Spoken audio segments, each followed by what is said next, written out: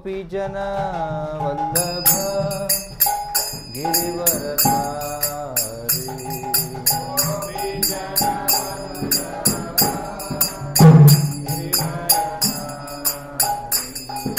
गोपीजन वल्लभ गिरिवरधारी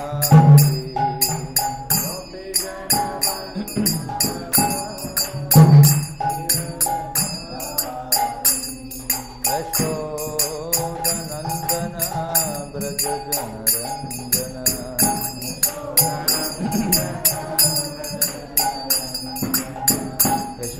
यशोदनन्दन ब्रज जनरञ्जन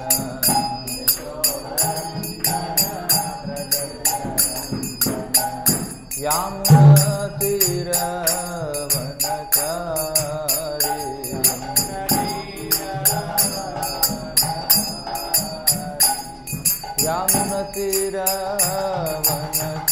यामुनतीरवनचारी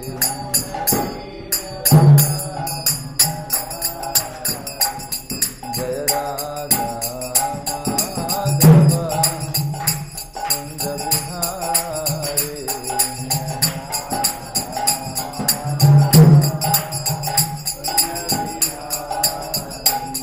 जय राधा माधव कुंज बिहारी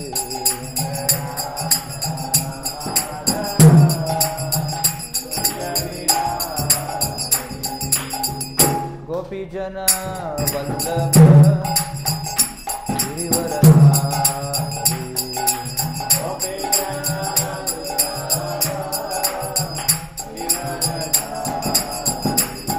गोपीजन वल्लभ गिरिवरधारी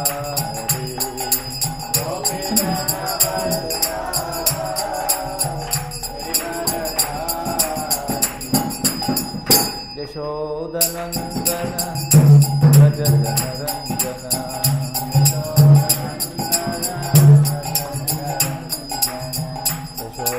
यशोदनन्दन ब्रज जनरञ्जन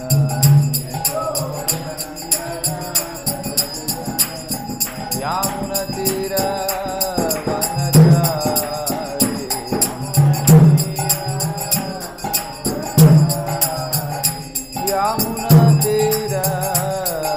यामुनतीरवनचारी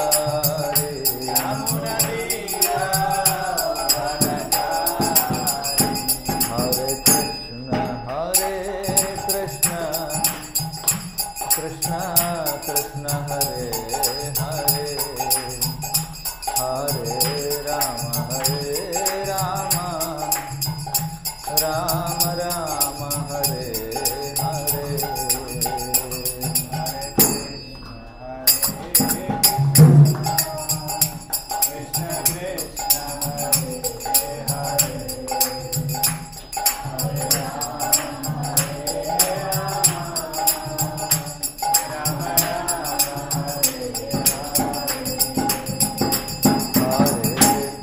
हरे कृष्ण कृष्ण कृष्ण हरे हरे हरे राम राम राम हरे हरे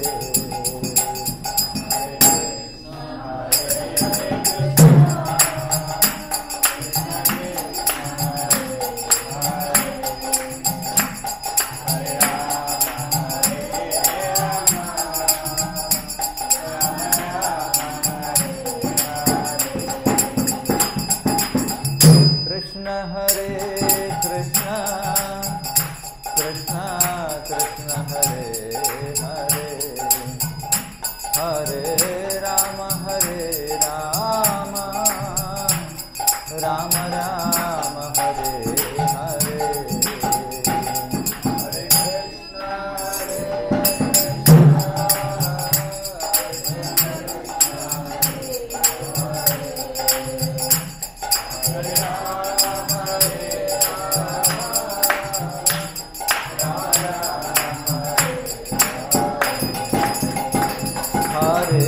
कृष्ण हरे कृष्ण कृष्ण कृष्ण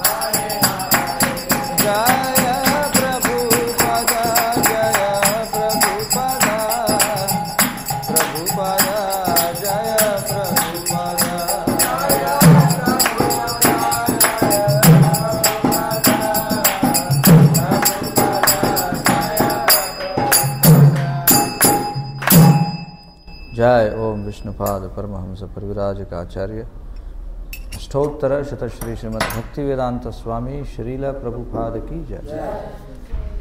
भगवद गीता यथातथम की जय।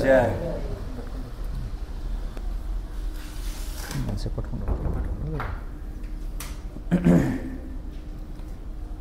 ओम नमो भगवते वासुदेवाय। ओम नमो भगवते वासुदेवाय। ओम नमो भगवते वासुदेवाय। ओम नमो भगवते वासुदेवाय। ओम नमो भगवते वासुदेवाय। ओम नमो भगवते वासुदेवाय।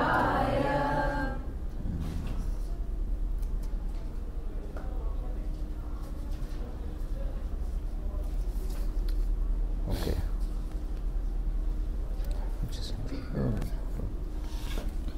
हरे कृष्ण। భగవద్గీత యథాతథం 4వ అధ్యాయం 12వ శ్లోకం.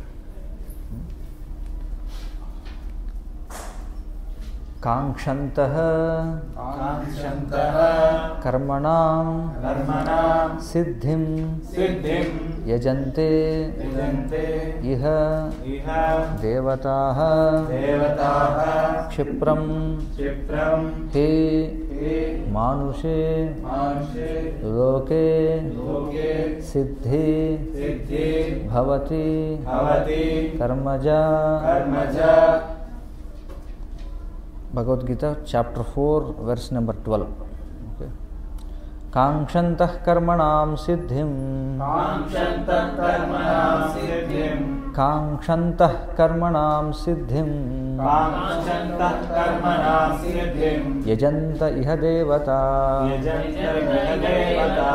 యజంత ఇహ దేవతాః క్షిప్రం హి మానుషే లోకే క్షిప్రం హి మానుషే లోకే సిద్ధిర్భవతి కర్మజా సిద్ధిర్భవతి కర్మజా. కాంక్షంతః కర్మణాం సిద్ధిం యజంత ఇహ దేవతాః క్షిప్రం హి మానుషే లోకే సిద్ధిర్భవతి కర్మజా. So someone wants to read. ఎవరైనా చదువుతారా శ్లోకం? కాంక్షంతః కర్మణాం సిద్ధిం కాంక్షంతః కర్మణాం సిద్ధిం యజంత ఇహ దేవతా యజంత ఇహ దేవతా క్షిప్రం హి మానుషే లోకే క్షిప్రం హి మానుషే లోకే సిద్ధిర్భవతి కర్మజా కాంక్షంతః కర్మణాం సిద్ధిం కాంక్షంతః కర్మణాం సిద్ధిం యజంత ఇహ దేవతాః యజంత ఇహ దేవతాః క్షిప్రం హి మనుషే లోకే క్షిప్రం హి మానుషే లోకే సిద్ధిర్భవతి కర్మజా సిద్ధిర్భవతి కర్మజా. కాంక్షంతం కర్మణాం సిద్ధిం కాంక్షంతః కర్మణాం సిద్ధిం యజంత ఇహ దేవతా యజంత ఇహ దేవతాః క్షిప్రం హి మానుషే లోకే క్షిప్రం హి మానుషే లోకే సిద్ధిర్భవతి కర్మజా సిద్ధిర్భవతి కర్మజా. మాతాజీ. కాంక్షంతః కర్మణాం సిద్ధిం యజంత ఇహ దేవతాః క్షిప్రం హి మానుషే లోకే సిద్ధిర్భవతి కర్మజా. కాంక్షంతః కర్మణాం సిద్ధిం యజంత ఇహ దేవతాః క్షిప్రం హి మానుషే లోకే సిద్ధిర్భవతి కర్మజా. ప్రతిపదార్థాలు. కాంక్షంతః కోరుతూ, కర్మణాం కామ్యకర్మలకు సిద్ధిం పూర్ణత్వాన్ని పూర్ణత్వాన్ని యజంతే యజంతే యజ్ఞాల ద్వారా పూజిస్తారు. యజ్ఞాల ద్వారా పూజిస్తారు. ఇహ ఇహ ఈ భౌతిక జగత్తులో ఈ భౌతిక జగత్తులో దేవతాః దేవతలను దేవతలను క్షిప్రం క్షిప్రం అతి శీఘ్రమే అతి శీఘ్రమే హి హి నిశ్చయంగా నిశ్చయంగా మానుషే మానుషే మానవ సంఘములో మానవ సంఘములో లోకే లోకే ఈ జగత్తులో ఈ జగత్తులో సిద్ధి సిద్ధి విజయము విజయము భవతి భవతి కలుగుతుంది. కలుగుతుంది. కర్మజ కర్మజ కామ్యకర్మ నుండి. పుణ్యకర్మ నుండి. అనువాదం మరియు భాష్యము కృష్ణ కృపామూర్తి శ్రీ శ్రీమద్ అభయచరణారవింద భక్తి వేదాంత స్వామి శ్రీల ప్రభుపాద ఇస్కాన్ సంస్థాపకాచార్య. ఈ లోకంలో జనులు కామ్యకర్మలలో విజయమును కోరుకుంటారు. అందుకే వారు దేవతలను పూజిస్తారు. సహజంగా వారు ఈ జగత్తులో శీఘ్రమే కామ్యకర్మలకు ఫలాలు పొందుతారు. భాష్యం. ఈ భౌతిక జగత్తులో దేవుళ్ళు లేదా దేవతల గురించి ఒక గొప్ప తప్పు అభిప్రాయం ఉంది. అల్పబుద్ధి కలిగిన జనులు గొప్ప పండితులుగా చలామణి అవుతున్నప్పటికీ ఈ దేవతలను భగవంతుని వివిధ రూపాలుగా భావిస్తారు. నిజానికి దేవతలు భగవంతుని విభిన్న రూపాలు కాదు, వారు భగవంతుని వివిధ అంశాలు. భగవంతుడు ఒక్కడే, కానీ అంశాలు చాలా ఉంటాయి. నిత్యానాం భగవంతుడు ఒక్కడేనని వేదాలు చెప్పాయి. ఈశ్వర పరమః కృష్ణ, పరమేశ్వరుడు ఒక్కడే, శ్రీకృష్ణుడే. ఈ భౌతిక జగత్తును పాలించడానికి దేవతలకు శక్తులు ఇవ్వబడినాయి. ఈ దేవతలందరూ విభిన్న స్థాయిలో భౌతిక శక్తి కలిగిన జీవులే, అనగా నిత్యానాం. వారు భగవానునితో అంటే నారాయణునితో, విష్ణువుతో లేదా కృష్ణునితో సమానులు కాజాలరు. ఎవడైతే భగవంతుడు దేవతలు ఒకే స్థాయిలో ఉన్నారని తలుస్తాడో వాడు నాస్తికుడు లేదా పాషండుడని పిలువబడతాడు. బ్రహ్మ, శివుడు వంటి మహాదేవతలైన భగవంతునితో పోలరు. నిజానికి భగవంతుడు బ్రహ్మ, శివాది దేవతలచే పూజింపబడతాడు. శివ విరించినుతం. అయినా ఆశ్చర్యకరంగా భగవానునికి మనుష్య రూపం ఆపాదించడం లేదా భగవానునికి జంతు రూపాన్ని ఆపాదించడం అనే తప్పు భావనలో మూడులచే పలువురు మానవ నాయకులు అర్చింపబడుతుంటారు. ఇహదేవతాః అనే పదము ఈ భౌతిక జగత్తులోని శక్తిమంతుడైన మనిషిని లేదా దేవతను సూచిస్తుంది. కానీ నారాయణుడు, విష్ణువు లేదా దేవదేవుడైన శ్రీకృష్ణుడు ఈ జగత్తుకు చెందినవాడు కాడు. అతడు భౌతిక సృష్టికి పైన ఉండేవాడు, అతీతమైనవాడు. నిరాకారవాదులలో ప్రధానుడైన శ్రీపాద శంకరాచార్యులు కూడా నారాయణుడు లేదా శ్రీకృష్ణుడు ఈ భౌతిక సృష్టికి పరమైన వాడిగా చెప్పారు. అయినా మూర్ఖజనులు హృతజ్ఞాన శీఘ్ర ఫలితాలు కోరే కారణంగా దేవతలను పూజిస్తారు. వారి ఫలితాలను పొందిన ఆ విధంగా పొందిన ఫలితాలు తాత్కాలికమైనవని అల్పబుద్ధి గల జనులకే ఉద్దేశింపబడినాయని తెలుసుకోలేరు. బుద్ధిమంతుడు కృష్ణభక్తి భావనలో ఉంటాడు. ఏదో తక్షణమైన తాత్కాలికమైన లాభం కొరకు అల్పదేవతలను పూజింపవలసిన అవసరం అతనికి లేదు.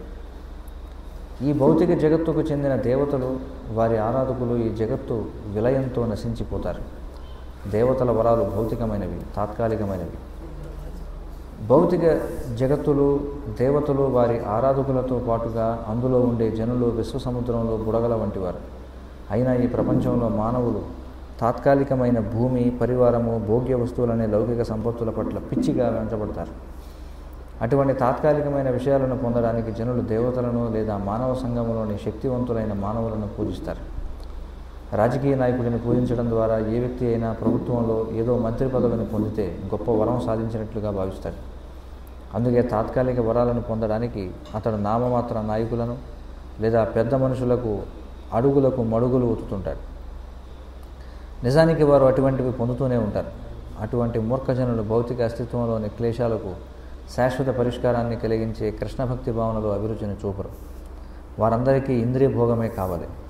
కొద్దిపాటి ఇంద్రియ భోగానికైనా వారు దేవతలని పిలువబడే శక్తివంతులైన జీవులను పూజించడానికి ఆకర్షితులవుతారు. జనులు చాలా అరుదుగా కృష్ణభక్తి భావన పట్ల ఆకర్షితులవుతారని ఈ శ్లోకము సూచిస్తున్నది. వారు దాదాపుగా భౌతిక భోగము పట్లనే అభిరుచి కలిగి ఉంటారు. అందుకే వారు ఎవరో శక్తివంతుడైన జీవుని పూజిస్తారు. ఓం అజ్ఞానతిమిరాంధస్య జ్ఞానాంజనశలాకయా చక్షురున్మీళితం येन తస్మై శ్రీ గురవే నమః. నమ ఓం విష్ణుపాదాయ కృష్ణప్రేష్టాయ భూతలే శ్రీమతే భక్తి వికాస స్వామినితి నమః. నమ ఓం విష్ణుపాదాయ కృష్ణప్రేష్టాయ భూతలే శ్రీమతే భక్తి వేదాంత స్వామినితి నమః. నమస్తే సారస్వతే దేవే గౌరవాణి ప్రచారిణే నిర్విశేష శూన్యవాది పాశ్చాత్య దేశతారిణి. జయ శ్రీకృష్ణ చైతన్య ప్రభు నిత్యానంద శ్రీ అద్వైత గదాధర శ్రీవాసాది గౌరభక్త బృంద. Hare Krishna Krishna Krishna Hare Hare, Hare Rama Rama Rama Hare Hare.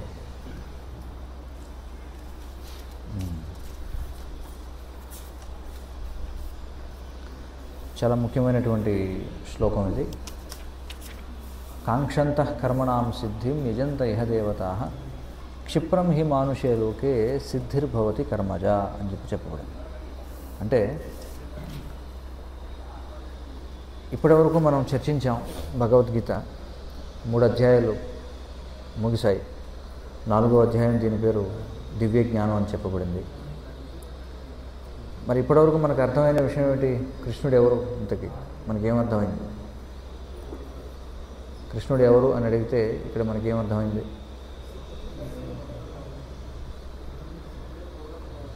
Supreme personality of God అంటే భగవంతుడు, పూర్ణ పురుషోత్తమ భగవంతుడు కృష్ణుడు అంటే. మరి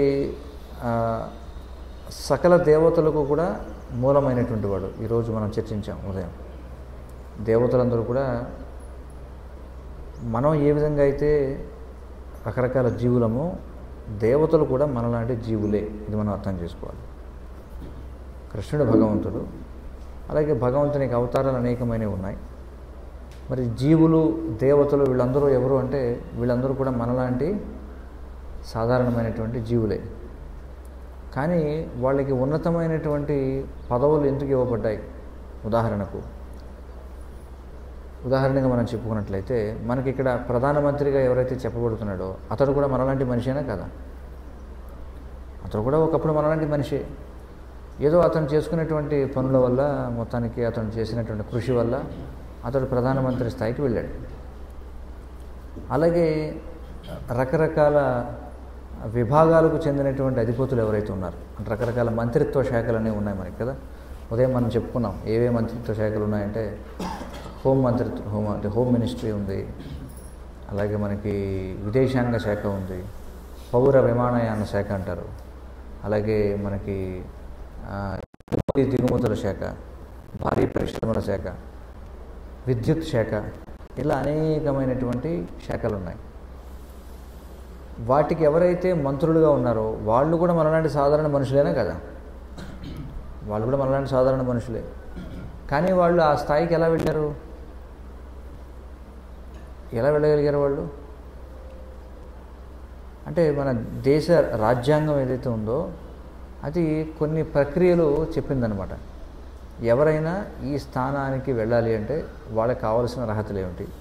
ముందుగా వాళ్ళు ఎన్నికలలో పోటీ చేయాలి.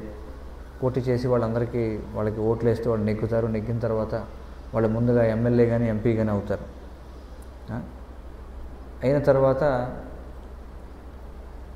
వాళ్ళకి కేంద్ర క్యాబినెట్లో వాళ్ళకి ఏదైనా హోదా ఇస్తే వాళ్ళు మంత్రులు అవుతారు. కానీ వాళ్ళు కూడా మనలాంటి సాధారణమైన వ్యక్తులే కదా. అలాగే ఈ దేవతలు ఎవరైతే ఉన్నారో అంటే ఎవరు? అగ్ని, ఇంద్ర, వరుణ, చంద్ర, వీళ్ళందరూ కూడా దేవతలు ఎవరైతే ఉన్నారో వీళ్ళు కూడా సాధారణమైనటువంటి వ్యక్తులే. కానీ వేదాల్లో చెప్పబడినటువంటి రకరకాల, ఇప్పుడు వేదాల్లో ఫర్ ఎగ్జాంపుల్ ఏ విధంగా అయితే మనకు భారత రాజ్యాంగం ఉందో అలాగే వేదాల్లో ఎవరైనా ఒక స్థానాన్ని అధిరోహించాలంటే ఏం చేయాలనేది చెప్పబడింది. కాబట్టి వేదాల్లో ఉన్నటువంటి ఆ ప్రక్రియలను ఎవరైతే అనుసరిస్తారో వారు ఆ స్థానాలను పొందొచ్చు అనమాట. మనమైనా పొందొచ్చు. ఉదాహరణకి బ్రహ్మ పదవి పొందాలంటే ఏం చేయాలో తెలుసా ఎవరికైనా? 100 జన్మలలో ఈ వర్ణాశ్రమ విధానాన్ని పరిపూర్ణంగా అనుసరించిన వారు బ్రహ్మ పదవికి అర్హులవుతారు. అలాగే 100 అశ్వమేధ యజ్ఞాలు చేస్తే ఎవరైనా వాళ్ళు ఇంద్ర పదవికి వెళ్ళవచ్చు. చాలా ఓపెన్గా ఇవన్నీ చెప్పబడ్డాయి శాస్త్రాల్లో. ఎందుకంటే చాలామంది జీవులు ఆయా పొజిషన్స్లోకి వెళ్ళాలని అనుకుంటారు. కాబట్టి వాళ్ళకి ఆ అవకాశం ఇవ్వబడింది. కానీ కృష్ణుడు మాత్రం ఆయన భగవంతుడు, ఆయన సాధారణమైనటువంటి జీవి కాదు. అలాగే కృష్ణుడికి అనేకమైనటువంటి అవతారాలంటే రామ మనం చూస్తే, మత్స్య, ఇంకేమున్నాయి మనకి, కూర్మ, వరాహ, నృసింహ, వామన, రామ, పరశురామ, ఇవన్నీ అనేకమైనటువంటి అవతారాలు ఏవైతే ఉన్నాయో ఇవన్నీ కూడా భగవంతుడు ఆయా పరిస్థితులను అనుసరించి ఆయన ఆ కార్యాన్ని నెరవేర్చడం కోసం ఆయన వస్తూ ఉంటాడు. ఇవన్నీ కూడా భగవంతునికి లీలలు అన్నమాట. మరి ఇక్కడ ఇంత స్పష్టంగా ఉంది ఏమని, కృష్ణుడు భగవంతుడు, మిగిలిన వారందరూ కూడా కృష్ణుని యొక్క సేవకులు అని చెప్పి చెప్పబడింది. మరి ఈ సత్యం ఇంత సరళంగా మనకు అర్థమవుతున్నప్పుడు ఎందుకని ఇంకా కొంతమంది దేవతలను ఎందుకు అర్చిస్తూ ఉంటారు? ఇది ప్రశ్న. ఎందుకంటే మనకి మనం ఉదయం చర్చించాం, ఏమన్నాం, సకల దేవతలందరికీ కూడా మూలం ఎవరంటే కృష్ణుడు. కాబట్టి కృష్ణుడు ఎలాంటి వాడు అంటే చెట్టుకు వేరు లాంటి వాడు అనమాట. ఇప్పుడు మీరు ఒక చెట్టుకు నీళ్లు పోయాలంటే ఏం చేస్తారు? నీళ్ళు ఎక్కడ పోస్తారు? తీసుకువెళ్ళి వేరుకు పోస్తాం. అలా కాకుండా మీరు ప్రతి కొమ్మకి, ప్రతి రెమ్మకి, ప్రతి పిందెకి, పుష్పానికి, కాయకి నీళ్లు తడుపుతారా? తీసుకెళ్ళి తడిగొట్టు పెట్టి, లేకపోతే స్ప్రింక్లర్ పెట్టి ఇలా చేస్తాం? మనం చెయ్యం. చెట్టు వేరికి నీళ్లు పోస్తే సహజంగానే ఆ సారం ఏమవుతుంది? మొత్తం వృక్షానికి వెళుతుంది. కాబట్టి దేవతార్చన చేయడం అనేది ఎలాంటిదని చెప్పబడిందంటే ఈ చెట్టు యొక్క వివిధ కొమ్మలకు, రెమ్మలకు విడిగా నీళ్లు పోయడం లాంటిది అనమాట. కానీ తెలివైన వాళ్ళు ఏం చేయాలంటే చెట్టు వేరుకు నీళ్లు పోస్తే అదేమవుతుంది? మొత్తం ఆ సారం మొత్తం వృక్షానికి అది విస్తరింపజేయబడుతుంది. అలాగే ఎవరైతే కృష్ణుడే సకల దేవతలకు మూలం అని తెలుసుకుంటారో వాళ్ళు తెలివిగా ఏం చేస్తారంటే వాళ్ళు కృష్ణుడిని సంతృప్తిపరచడం వల్ల, అంటే వేరుని సంతృప్తిపరచడం వల్ల వాళ్ళు మొత్తం 33 కోట్ల మంది దేవతలని కూడా ఏం చేస్తారు? సాటిస్ఫై చేయగలుగుతారు, సంతృప్తిపరచగలుగుతారు. అలా కాకుండా నేను అందరి దేవతలను సంతృప్తిపరుస్తానని బయలుదేరితే అసాధ్యం అన్నమాట, ఎవరి వల్ల కాదు. ఎందుకంటే దేవతలు ఎంతోమంది ఉన్నారు. మరి ఈ విషయం తెలిసి కూడా ఎందుకని కొంతమంది దేవతలను పూజిస్తారు? దానికి కృష్ణుడు చెప్తున్నాడు సమాధానం ఇక్కడ. చూడండి, ఇక్కడ శ్లోకంలో ఏమంటున్నాడు, కాంక్షంతః కర్మణాం సిద్ధిం, అంటే కామ్యకర్మలలో విజయమును కోరుకునేవారు. చూడండి, కామ్యకర్మలు అంటే ఏమిటి అర్థం? కామ్యకర్మలు అంటే ఫ్రూటివ్ యాక్టివిటీస్ అని చెప్పి అంటారు ఇంగ్లీష్లో. అంటే ఏదైనా ఒక ఫలితాన్ని కోరి పని చేయడాన్ని ఏమంటారంటే కామ్యకర్మ అని చెప్పి అంటారు. అంటే ఉదాహరణకి మనం ఉద్యోగం చేస్తున్నాం, ఎందుకోసం చేస్తున్నాం ఉద్యోగం? జీతం కోసం కదా. ఇలా అనేక రకాల ప్రయోజనాల కోసం రకరకాల వ్యక్తులు రకరకాల పనులు చేస్తుంటారు. వాటిని ఏమంటారంటే, అంటే ఎప్పుడైతే వచ్చిన ఫలితాన్ని నేను ఎంజాయ్ చేయాలి అనే భావంతో మనం చేసే ప్రతి పనిని కూడా కామ్యకర్మలు అని చెప్పి అంటారు. మరి ఈ లోకంలో జనులందరూ కూడా కామ్యకర్మలలో విజయాన్ని కోరుకుంటారా లేదా? చెప్పండి. ప్రతి ఒక్కరు ఏదో ఒక రిజల్ట్ని కోరుకుంటున్నారు కదా వాళ్ళు చేసేటువంటి యాక్టివిటీలో. మరి ఆ రిజల్ట్ బాగా రావడం కోసం అందరూ కూడా రిజల్ట్ రావాలని కోరుకుంటారు, అందరూ విజయం సాధించాలని కోరుకుంటారు. అందుకే వాళ్ళు ఏం చేస్తారట? దేవతలను పూజిస్తారట. సహజంగా వారు ఈ జగత్తులో శీఘ్రమే కామ్యకర్మలకు ఫలాలను పొందుతారు. చూడండి, కాబట్టి వాళ్ళు ఏం చేస్తారంటే దేవతలను ఎందుకు పూజిస్తారంటే త్వరగా ఫలితాలు పొందడం కోసం. చూడండి, ఇహ దేవతాహ అని చెప్పన్నారు ఇక్కడ. ఎందుకు వాళ్ళు కృష్ణుడు భగవంతుడిని తెలిసినప్పటికీ, చాలామందికి తెలుసు కృష్ణుడు భగవంతుడు అనేటువంటి విషయం, కృష్ణుడు భగవద్గీత చెప్పాడనే విషయం కూడా తెలుసు. అయినా ఎక్కువ శాతం మంది భగవద్గీతను చదవరు, కృష్ణుడిని ఆశ్రయించరు. ఎందుకంటే వాళ్ళు ఏమనుకుంటారంటే, అమ్మో కృష్ణుడి దగ్గరికి వెళ్ళాలంటే ఇవన్నీ మనం ఏ నియమాలు చెప్తారు, ఇవన్నీ ఉంటాయి. అలా కాకుండా మనం దేవతల దగ్గరికి వెళితే చక్కగా మనం కోరిన కోరికలు తీరిపోతాయి అని చెప్పి వాళ్ళు భావిస్తారనమాట. అందుకే వాళ్ళు ఏం చేస్తారు? వాస్తవంగానే శీఘ్రమే కామ్యకర్మలకు ఫలాలను పొందుతారట. నిజంగానే వాళ్ళు అనుకున్నటువంటి పనుల యొక్క ఫలితాలను వాళ్ళు పొందగలుగుతారు అని చెప్పారు. ఇక్కడ చూడండి, భాష్యంలో ఏమంటున్నారంటే, ఈ భౌతిక జగత్తులో దేవుళ్ళు లేదా దేవతల గురించి ఒక గొప్ప తప్పు అభిప్రాయం ఉంది. నేను మధ్యాహ్నం కూడా అడిగాను, భగవంతుడికి దేవతలకి ఏమిటి సంబంధం అని అడిగాను. దేవుడు ఒక్కడా లేకపోతే ఎక్కువ మంది ఉన్నారా? సో దానికి కొంతమంది ఏమన్నారంటే ఈ దేవతలందరూ కూడా భగవంతునికి వివిధ రూపాలు అని చెప్పి అన్నారు కదా కొంతమంది. ఇది చాలా పెద్ద తప్పుడు అభిప్రాయం అన్నమాట.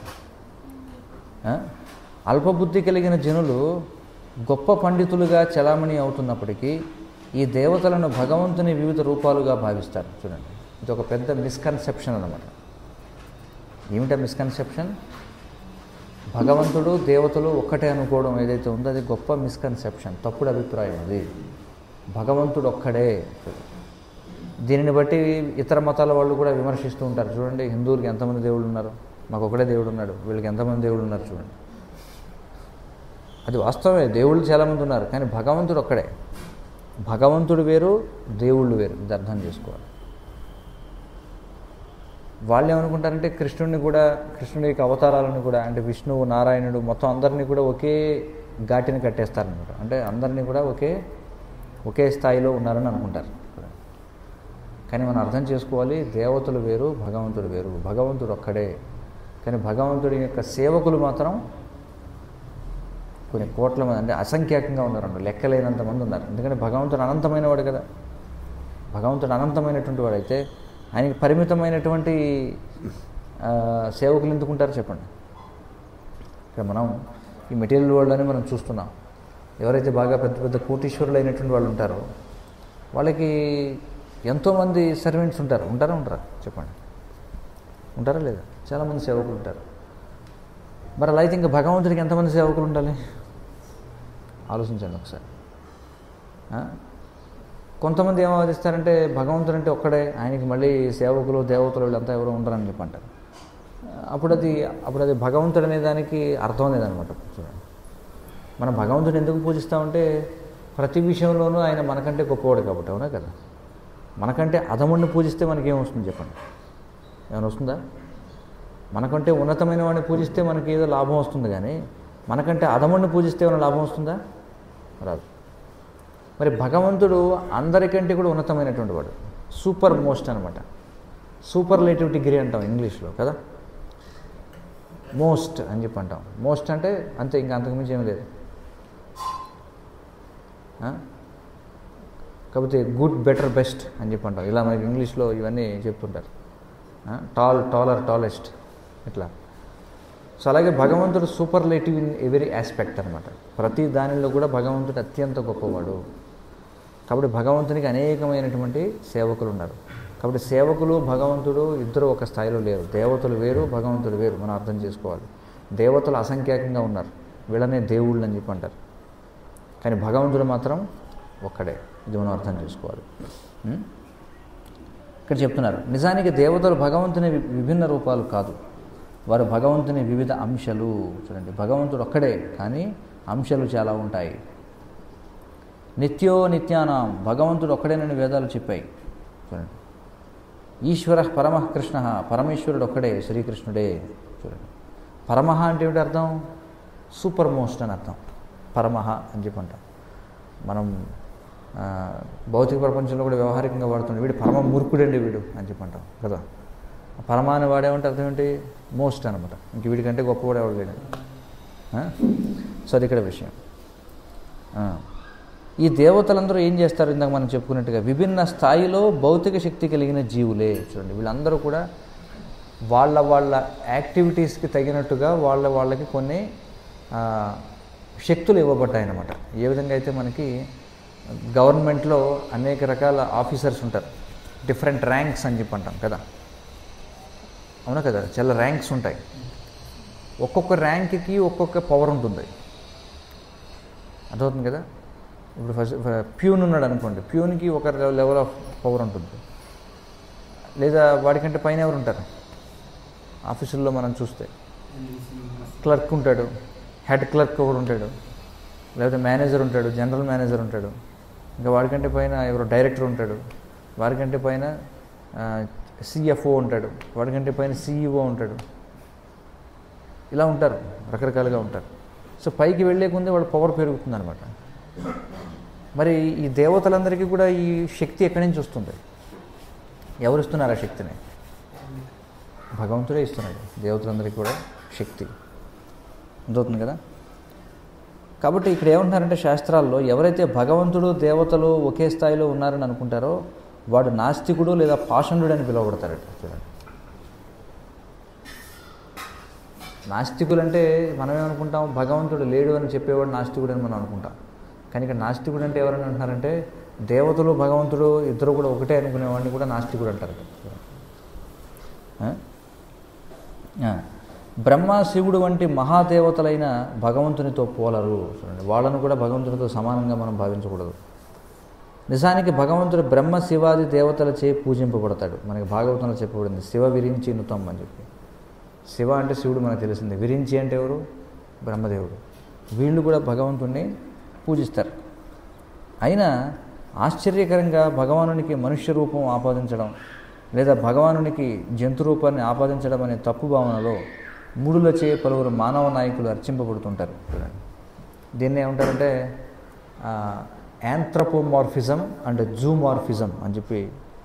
మీరు ఇంగ్లీష్లో ఎవరైతే చూస్తున్నారో అందులో ఆ వర్డ్స్ వాడారో చూడండి. యాంథ్రపోమార్ఫిజం అండ్ జూమార్ఫిజం అని చెప్పంటారు.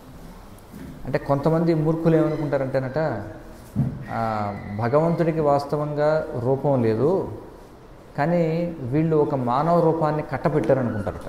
చూడండి, దాన్ని వాళ్ళు ఏమంటారంటే యాంథ్రోపోమార్ఫిజం, అంటే భగవంతుడికి మానవ రూపాన్ని కట్టబెట్టడం.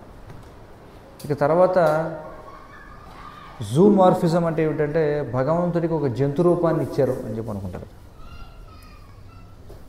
అలా అనుకునే వాళ్ళు ఏం చేస్తారంటే వాళ్ళు ఏమనుకుంటారంటేనట పలువురు మానవ నాయకులు అర్చింపబడుతూ ఉంటారు. మనం చూస్తుంటాం కొంతమంది సమాజంలో మనకు రోడ్ల మీద విగ్రహాలు పెడుతుంటారు, తెలుసు కదా. అనేక మంది నాయకుల విగ్రహాలు పెడుతుంటారా లేదా? అవి వాస్తవానికి విగ్రహాలు కాదు, వాటిని బొమ్మలు అని చెప్పి అనాలన్నమాట. ఎందుకంటే విగ్రహం అంటే వేరు, బొమ్మలు అంటే వేరు. వీళ్ళు ఏం చేస్తారంటే చూడండి, ఇంగ్లీష్లో కూడా సరైన టెర్మినాలజీ వాడరు అన్నమాట. వీళ్ళు ఐడల్స్ అని చెప్పి అంటారు. చూడండి, మనకి 3 రకాల పదాలు ఉన్నాయి: స్టాచ్యూ, ఐడల్ అండ్ డీటీ. మీకు అర్థమవుతుంది కదా? They are not on the same level. Statues, idols and deities.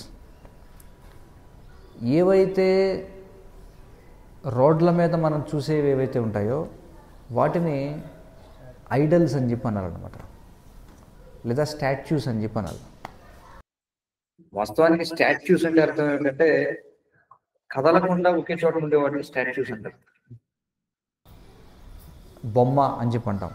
Statue అనేది తెలుగులో అనువాదం చేయాలంటే బొమ్మ, దాని పేరు.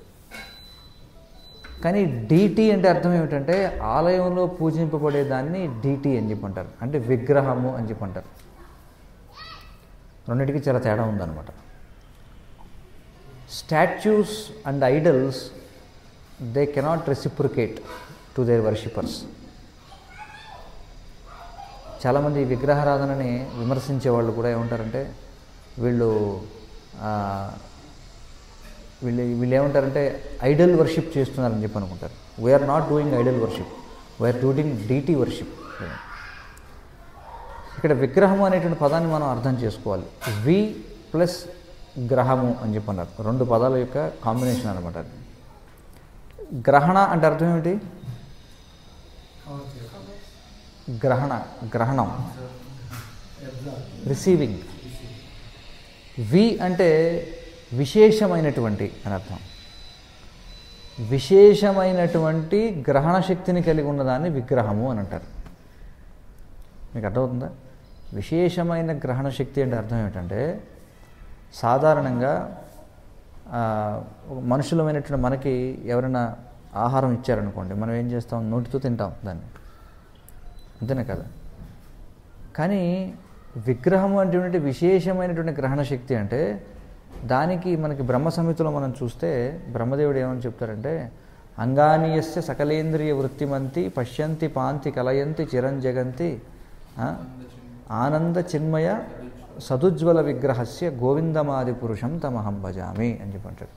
అంటే విగ్రహము అంటే అర్థం ఏమిటంటే అంగానీయస్య సకలేంద్రియ వృత్తిమంతి, అంటే భగవంతుని యొక్క ప్రతి అంగము, భగవంతుని యొక్క ప్రతి అవయవము కూడా మిగిలిన అవయవాలు చేసే పనులన్నీ కూడా చేయగలవు.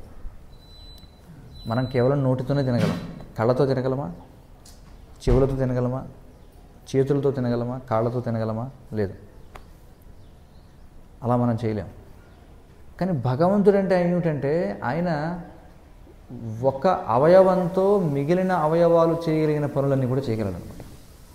ఉదాహరణకి మనం చూస్తుంటాం, చాలామంది ఆలయానికి వెళ్ళి భగవంతుడు పాదాల దగ్గర అరటిపళ్ళు పెడతారు కదా. ఇప్పుడు తినాలంటే ఎక్కడికి ఇవ్వాలి? నోటికి ఇవ్వాలి, కానీ కాళ్ళ దగ్గర పెడతారు. కానీ భగవంతుడు తీసుకోగలడు, అందుకే ఆయన విగ్రహము అన్నారు. అంటే ఆయనకి విశేషమైన గ్రహణ శక్తి ఉందన్నమాట. అంటే కాళ్ళ దగ్గర పెట్టినా తీసుకుంటాడు ఆయన.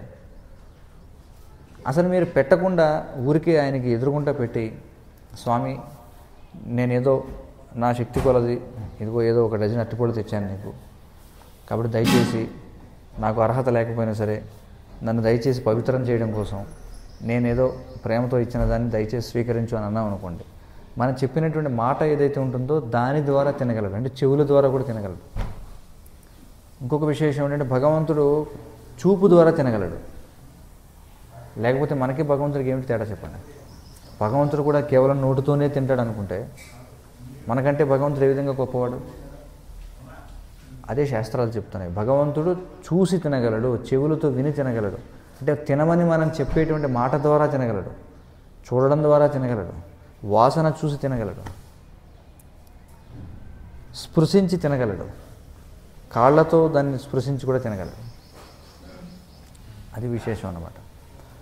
అందుకే మనం ఎప్పుడైతే భగవంతునికి అంటే నిజంగా అది విగ్రహం అయితే దానికి మనం అర్పించే ప్రతిదీ కూడా భగవంతుడు స్వీకరిస్తాడు, మళ్ళీ మనకి ప్రసాదంగా దాన్ని తిరిగి ఇక్కడ మనకి ఇస్తాడు పవిత్రం చేసి. అందుకే దాన్ని విగ్రహము అన్నారు. అంటే విశేషమైన గ్రహణ శక్తి కలిగినది కాబట్టి విగ్రహము అని అన్నారు. కానీ తెలియని వాళ్ళు ఏమనుకుంటారు, ఏమిటి వీళ్ళు రాళ్ళను పూజిస్తున్నారు వీళ్ళు. అవి రాళ్ళు కాదు. ఎందుకంటే విగ్రహ ప్రతిష్టాపన జరుగుతుంది. విగ్రహ ప్రతిష్టాపన చేయడం అంటే ఏమిటంటే శాస్త్రబద్ధంగా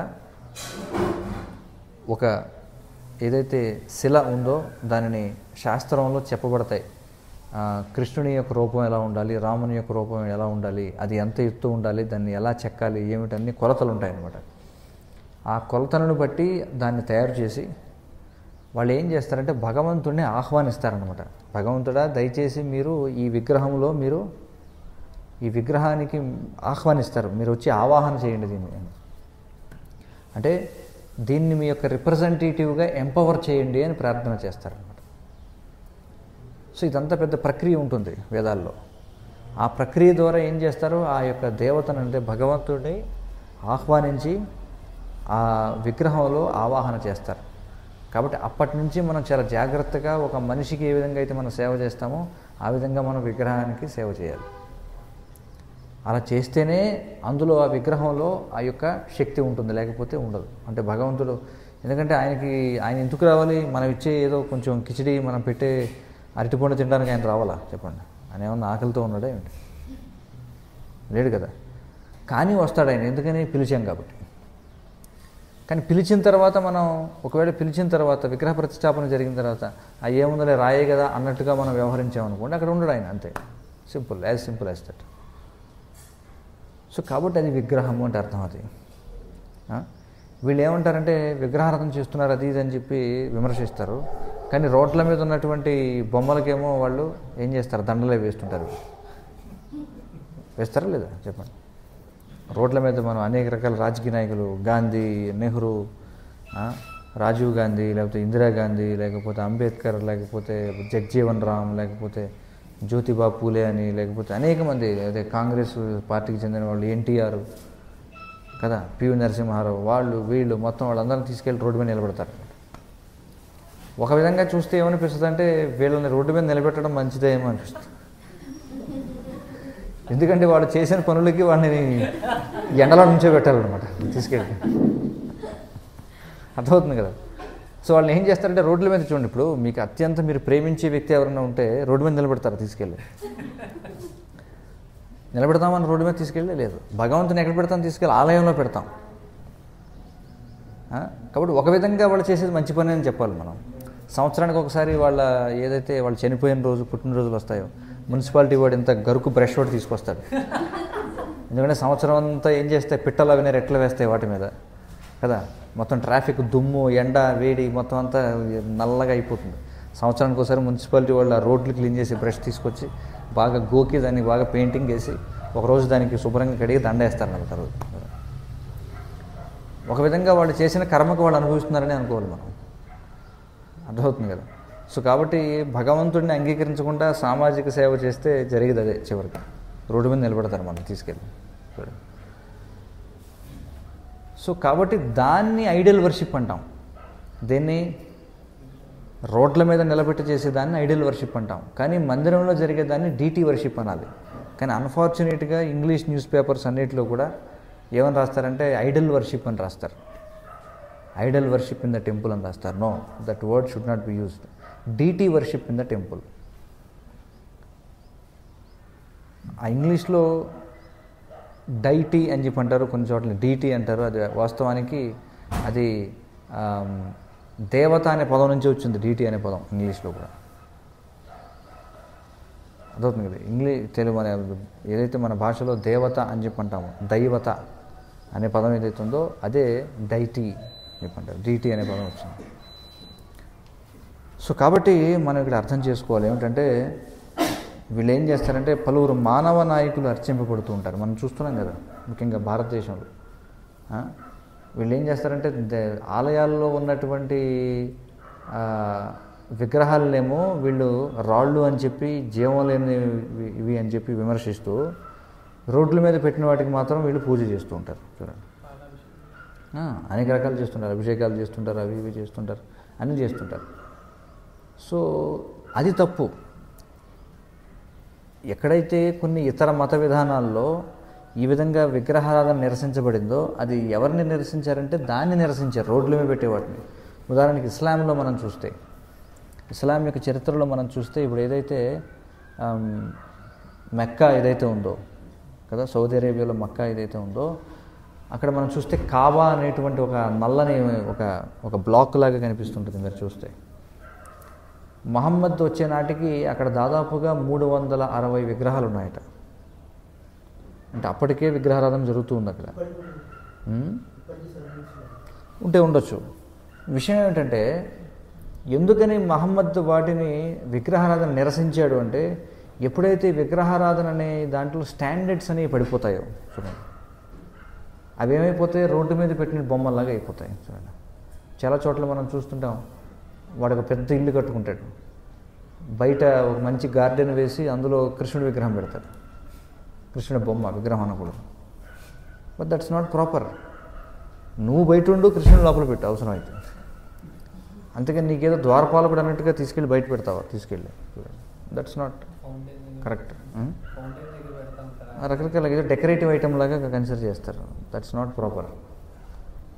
అయితే చరిత్ర చెప్పేది ఏమిటంటే, మహమ్మద్ ప్రవక్త వచ్చే నాటికి ఆ మక్కా ప్రాంతంలో ఈ విగ్రహారాధన యొక్క స్టాండర్డ్స్ అనేవి తగ్గిపోయి ఎలా అయిపోయిందంటే, ఇప్పుడు మనం చూడండి రోడ్ల మీద బొమ్మలు ఎక్కువైపోయి, విపరీతంగా ఎక్కువైపోతే మేబీ కొన్నాళ్ళకి గవర్నమెంట్ ఏం చెప్పొచ్చు అంటే, అసలు రోడ్ల మీద ఎక్కడ బయట మీరు ఏ బొమ్మలు పెట్టకూడదని ఒక ఆర్డర్ తీసుకొచ్చే అవకాశం ఉంది. అంతేనే కదా. ఎక్కడ పడితే అక్కడ రోడ్డుకి అడ్డంగా పెట్టేసి, ఒక పక్కనైతే రోడ్డుకి పక్కన మొత్తం వరుసగా పెట్టేసి అన్నీ చేస్తుంటారు. సో అలా కొన్నాళ్ళకి విసుగొచ్చి ప్రభుత్వం ఇదంతా కూడా డిస్టర్బెన్స్గా ఉందని తీసేయమనే అవకాశం ఉంది. అలాగా మహమ్మద్ ప్రవక్త కూడా విగ్రహారాధన నిరసించాడు అని చెప్పి కొంతమంది పండితులు చెప్తున్నారు అనమాట. ఎందుకని విగ్రహారాధన నిరసించబడింది ఇస్లాంలో అనే దాని గురించి అర్థమవుతుంది కదా విషయం. సో కాబట్టి వీళ్ళు అలా చేస్తూ ఉంటారు. ఇహదేవత అనే పదము ఈ భౌతిక జగత్తులోని శక్తివంతుడైన మనిషిని లేదా దేవతను సూచిస్తుంది. చూడండి, ఇక్కడ ఇహదేవత అని మరొక పదం వాడారు. ఇహదేవత అంటే అర్థం ఏంటంటే ఇక్కడ దేవతలు అంటారు. ఇక్కడ దేవతలు ఎవరు? ఇక్కడ దేవతలు కూడా చాలామంది ఉన్నారు. అంటే మనుషులు తయారు చేసుకునేటువంటి దేవతలు. అంటే ఎవరో కొంతమంది పవర్ఫుల్ పర్సనాలిటీస్ని పూజించడం అనేది మనకుంది బాగా ఎక్కువ మనకి, అవునా కదా. ఇప్పుడు చూడండి, మనకి ఎవరైనా ఒక ఎమ్మెల్యే అధికారంలోకి వచ్చాడు అనుకోండి, వాడు ఏదైనా మంత్రి ఉన్నాడు అనుకోండి, మీరు ఎప్పుడైనా చూడండి వాడి ఆఫీస్ ఎక్కడైతే ఉంటుందో ఎప్పుడూ అక్కడ ఒక 100-150 మంది జనం తిరుగుతుంటారు చుట్టూ. ఎందుకోసం? పనులు చేయించుకోవడం కోసం లెటర్లు పట్టుకొని తిరుగుతారు. చాలాసార్లు చూస్తుంటాము, ఆ రాజకీయ నాయకుడు పుట్టినరోజు వచ్చిందంటే మొత్తం ఊరంతా బ్యానర్లు కట్టేస్తారు. చూసారా మీరు ఎప్పుడైనా? అసలు వాడి కొడుకు ఎవడో మనకు తెలియదు, కానీ వాడి కొడుకు పుట్టినరోజు కూడా బ్యానర్స్ కట్టేస్తారు. ఎందుకు అలా చేస్తారు ఇవన్నీ చెప్పండి? అంతే. వాళ్ళు ఏమనుకుంటారంటే ఈ రాజకీయ నాయకుడు ఇలా బయటకు వచ్చి చూస్తారు ఈ బ్యానర్, ఆ పక్కన వీడి ఫోటో కూడా వేసుకుంటాడు. ఓహో ఫలానా వాడు నాకు బ్యానర్ కట్టాడు అనమాట అని చెప్పి తర్వాత వీడికి ఏదో పని అవుతుందని చెప్పి. అంతేనే కదా. ఇది ప్రతి చోటన జరుగుతుంటుంది. ప్రతి ప్రతి డిపార్ట్మెంట్లో కూడా ఇది జరుగుతుంటుంది. మీరు అందరూ ఎంప్లాయీస్ ఉన్నారు, మీరు కంపెనీస్లో మనం చూస్తుంటాం. కొంతమంది ఏం చేస్తుంటారు, ఏదో రకంగా మన పై ఉన్నటువంటి బాస్ ఎవరైతే ఉన్నారో అతని ఫేవర్ని పొందాలనుకుంటారు. చాలామంది పొందాలనుకుంటారు లేదా? దానికోసం ఏం చేస్తుంటారు చెప్పండి? సాధారణంగా ఫేవర్ కోసం ఏం చేస్తారు? ఓవర్ టైం వర్క్ చేస్తుంటారు. ఇంకా లంచ్లు డిన్నర్లు. ఓకే.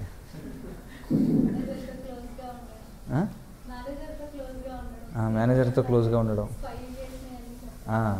వెళ్ళి పలానా వాళ్ళు ఇలా చేస్తున్నారు మీ గురించి అనుకుంటున్నారని చెప్పడం. No, this is all, this happens, right? అన్ని చోట్ల జరిగేది ఇది. ఎందుకోసం అలా చేస్తుంటారు? ఫేవర్ కోసం. అదే ఇక్కడ చెప్తున్నాడు ఈ శ్లోకంలో. చూడండి, కృష్ణుడు చెప్తున్నాడు ఇక్కడ, ఇహదేవత అంటే అది అర్థం అదే. సో ప్రతి స్పీర్ ఆఫ్ లైఫ్లో కూడా ఎవరెవరైతే పెద్దవాళ్ళు వాళ్ళ ఫేవర్ మనకు ఉంటే మనకి చక్కగా పనులు జరుగుతాయి అనుకుంటారో వాళ్ళందరినీ కూడా మెప్పించడానికి ప్రయత్నం చేస్తుంటారు. అడుగులకు మడుగులు ఒత్తడం అంట. చూడండి, అడుగులకు మడుగులు ఒత్తడం అంటే ఏమిటి తెలుసా? ఏమిటి అంటే మనకది అర్థం అది, కానీ వాస్తవంగా అడుగులకు మడుగులు ఒత్తడం అంటే, ఇప్పుడు ఎవరైనా ఒక పెద్ద వ్యక్తి నడుచుకుంటూ వెళ్తున్నాడు అనుకోండి, కాళ్ళు నడుచుకుంటూ వెళితే అడుసులో ముద్రలు పడతాయి, తెలుసు కదా? నడుచుకుంటూ వెళ్ళినప్పుడు ఏమవుతుంది, కాలు ముద్ర పడుతుంది కదా. అడుగు ముద్ర పడినప్పుడు కొంతమంది ఏం చేస్తారంటే, ఎవరైతే నడిచి వెళ్ళాడో వాడి ఫేవర్ పొందడం కోసం వాడు ఎక్కడైతే అడుగు వేశాడో దాన్ని చక్కగా దాన్ని రూపుదిద్దుతారట, ఆ ఫుట్ ప్రింట్ బాగా కనిపించేలాగా. నడుచుకుంటూ వెళ్ళిపోతున్నాడు, ఎవరో వెనకాల ఒకడు ఏం చేశాడు, అమ్మో ఈ పెద్ద ఆయన వెళుతున్నారని చెప్పి వాడు ఎక్కడెక్కడైతే వాడి ఫుట్ ప్రింట్స్ ఉన్నాయో వాటి జాగ్రత్తగా దాన్ని నీట్గా ఒక షేప్ చేసి దాన్ని అడుగులకు మడుగులు ఒత్తడం అంటారు. సరే, దేనికోసం అంటే వాడి ఫేవర్ని పొందడం కోసం, అంతే కదా. సో కాబట్టి ఇది వాళ్ళని ఏమంటారంటే ఇహదేవతలు అని చెప్పి అంటారు. ఇలా ప్రతి స్థాయిలో జరుగుతుంటుంది. అది గ్రామ స్థాయిలో జరుగుతుంది, ఒక కంపెనీస్ లెవెల్లో జరుగుతుంటాయి, రాజకీయాల్లో జరుగుతుంటాయి, అలాగే ఇది ఇంటర్నేషనల్ పాలిటిక్స్లో కూడా జరుగుతుంటాయి. చూడండి, ఇంటర్నేషనల్ పాలిటిక్స్లో కూడా కొన్ని కంట్రీస్ అన్నీ కూడా ఒక గ్రూప్గా ఏర్పడతాయి అన్నమాట. వాళ్ళకి ఫేవర్ చేయడం మనం చూస్తుంటాం. ఉక్రెయిన్ రష్యా యుద్ధం జరిగింది. ఉక్రెయిన్ వాడికి సపోర్ట్ చేసేవాడు ఒకడు, రష్యా వాడికి సపోర్ట్ చేసేవాడు ఒకడు. లేకపోతే ఇంకెక్కడో పాలస్తీన్ అండ్ ఇజ్రాయెల్ యుద్ధం జరిగింది. ఇజ్రాయెల్కి సపోర్ట్ చేసేవాడు ఒకడు, పాలస్తీన్కి సపోర్ట్ చేసేవాడు ఒకడు. ఈ విధంగా అమెరికా మెప్పు పొందామని కొంతమంది, రష్యా మెప్పు పొందామని కొంతమంది, లేదా భారతదేశానికి మెప్పు పొందామని కొంతమంది. సో ఇట్స్ ఆల్వేస్ దేర్, అన్ని చోట్ల కూడా ఉంది. అదే కాకుండా ఇంకా కొత్త కొత్త దేవతలను కూడా సృష్టించుకుంటూ ఉంటాం మనం. చూడండి, ఇప్పుడు రకరకాల సాయిబాబా అని చెప్పి, ఆ బాబా అని చెప్పి, ఈ బాబా, పుట్టపర్తి సాయి, లేకపోతే బాలసాయి, లేకపోతే నాగసాయి, సత్యసాయి, అసత్యసాయి, ఇంకా అనేక రకాలు. There is no end to it అనమాట. వీళ్ళందరూ మనుషులు తయారు చేసుకునేటువంటి వాళ్ళు అవుతుంది కదా. అలాగే కొంతమంది ఏం చేస్తారు, క్రికెట్ ఆటగాళ్ళను పూజించేవాళ్ళు కొంతమంది కదా. వాళ్ళు ఏం చేస్తారు, ఇప్పుడు చాలామంది ఏం చేస్తారంటే తిరుపతి వెళ్ళి గుండు కొట్టించుకుంటారు. ఎందుకోసం? మొక్కు. ఇంకొక రకమైన మొక్కు ఏమిటంటే, ఎవడో క్రికెట్ ఆటగాడు ఒక స్టైల్ గెడ్డం పెంచుకుంటాడు, వీడు కూడా అదే స్టైల్ గెడ్డం పెంచుకుంటాడు. అది కూడా ఒక రకమైన మొక్కేనమాట. చూడండి, వాడు అంటే వాడు ఫాలో అవుతున్నాడు అనమాట, అంతే కదా. ఇప్పుడు వైష్ణవ వస్త్రధారణ మనం వేసుకున్నాం, ధోవతి ధరిస్తున్నాం, తిలకం పెట్టుకుంటున్నాం, సిగ ధరించాం, కంటిమల ఇవన్నీ ధరిస్తున్నాం. ఎందుకని ఇవన్నీ చేస్తున్నాం? ఎందుకంటే కృష్ణుడు అలా ఉన్నాడు కాబట్టి ఆయన మనం అనుసరిస్తున్నాం. ఎందుకని? ఆయన మెప్పు పొందడం కోసం, అంతేనే కదా. ఆయన మెప్పు పొందడం కోసం మనం ఆ విధంగా చేస్తున్నాం, అంతేనా? Very simple fact. ఇప్పుడు ఏ రంగంలో చూడండి, ఉదాహరణకి ఇప్పుడు పాలిటిక్స్లో మనం చూస్తే నరేంద్ర మోడీ ఎలా ఉన్నాడో కింద ఉన్న వాళ్ళు కూడా అదే రకంగా డ్రెస్ వేసుకోవడానికి ట్రై చేస్తుంటారు కదా. అలాగే పైన ఒక కోట్ వేసుకుంటారు, అలా చేయడానికి ట్రై చేస్తారు. సో క్రికెట్ ఆటగాళ్ళు కూడా అంతే, వాళ్ళు కూడా అలాగే. సినిమా యాక్టర్లు కూడా అంతే, వాళ్ళు ఎలా ఉంటే మిగతా వాళ్ళు కూడా అలా. ఇప్పుడు పవన్ కళ్యాణ్ ఒక విధంగా ఉన్నాడంటే వెనకాల ఉన్న వాళ్ళందరూ కూడా అదే విధంగా వాళ్ళు కూడా అటైర్ ఉండడానికి ప్రయత్నం చేస్తారు. ఎర్రకండ ఏదో మెళ్ళ వేసుకుంటారు, గడ్డం పెంచుకోవడానికి ట్రై చేస్తుంటారు, అదే రకమైనటువంటి మేనరిజం ట్రై చేస్తుంటారు అనమాట. సో దీన్నే ఇక్కడ ఏమన్నారంటే యజంత ఇహదేవతాహ అని చెప్పంటారు. చూడండి, ఎందుకోసం అలా చేస్తారు అంటే to attain some materialistic benefits అని చెప్పి అంటున్నారు. కానీ ఇక్కడ మనం అర్థం చేసుకోవాలి, నారాయణుడు విష్ణువు లేదా దేవాది దేవుడైన కృష్ణుడు ఈ జగత్తుకు చెందినవాడు కాదు. ఆయన మాత్రం భగవంతుడు. అతడు భౌతిక సృష్టికి పైన ఉండేవాడు, అతీతమైనవాడు.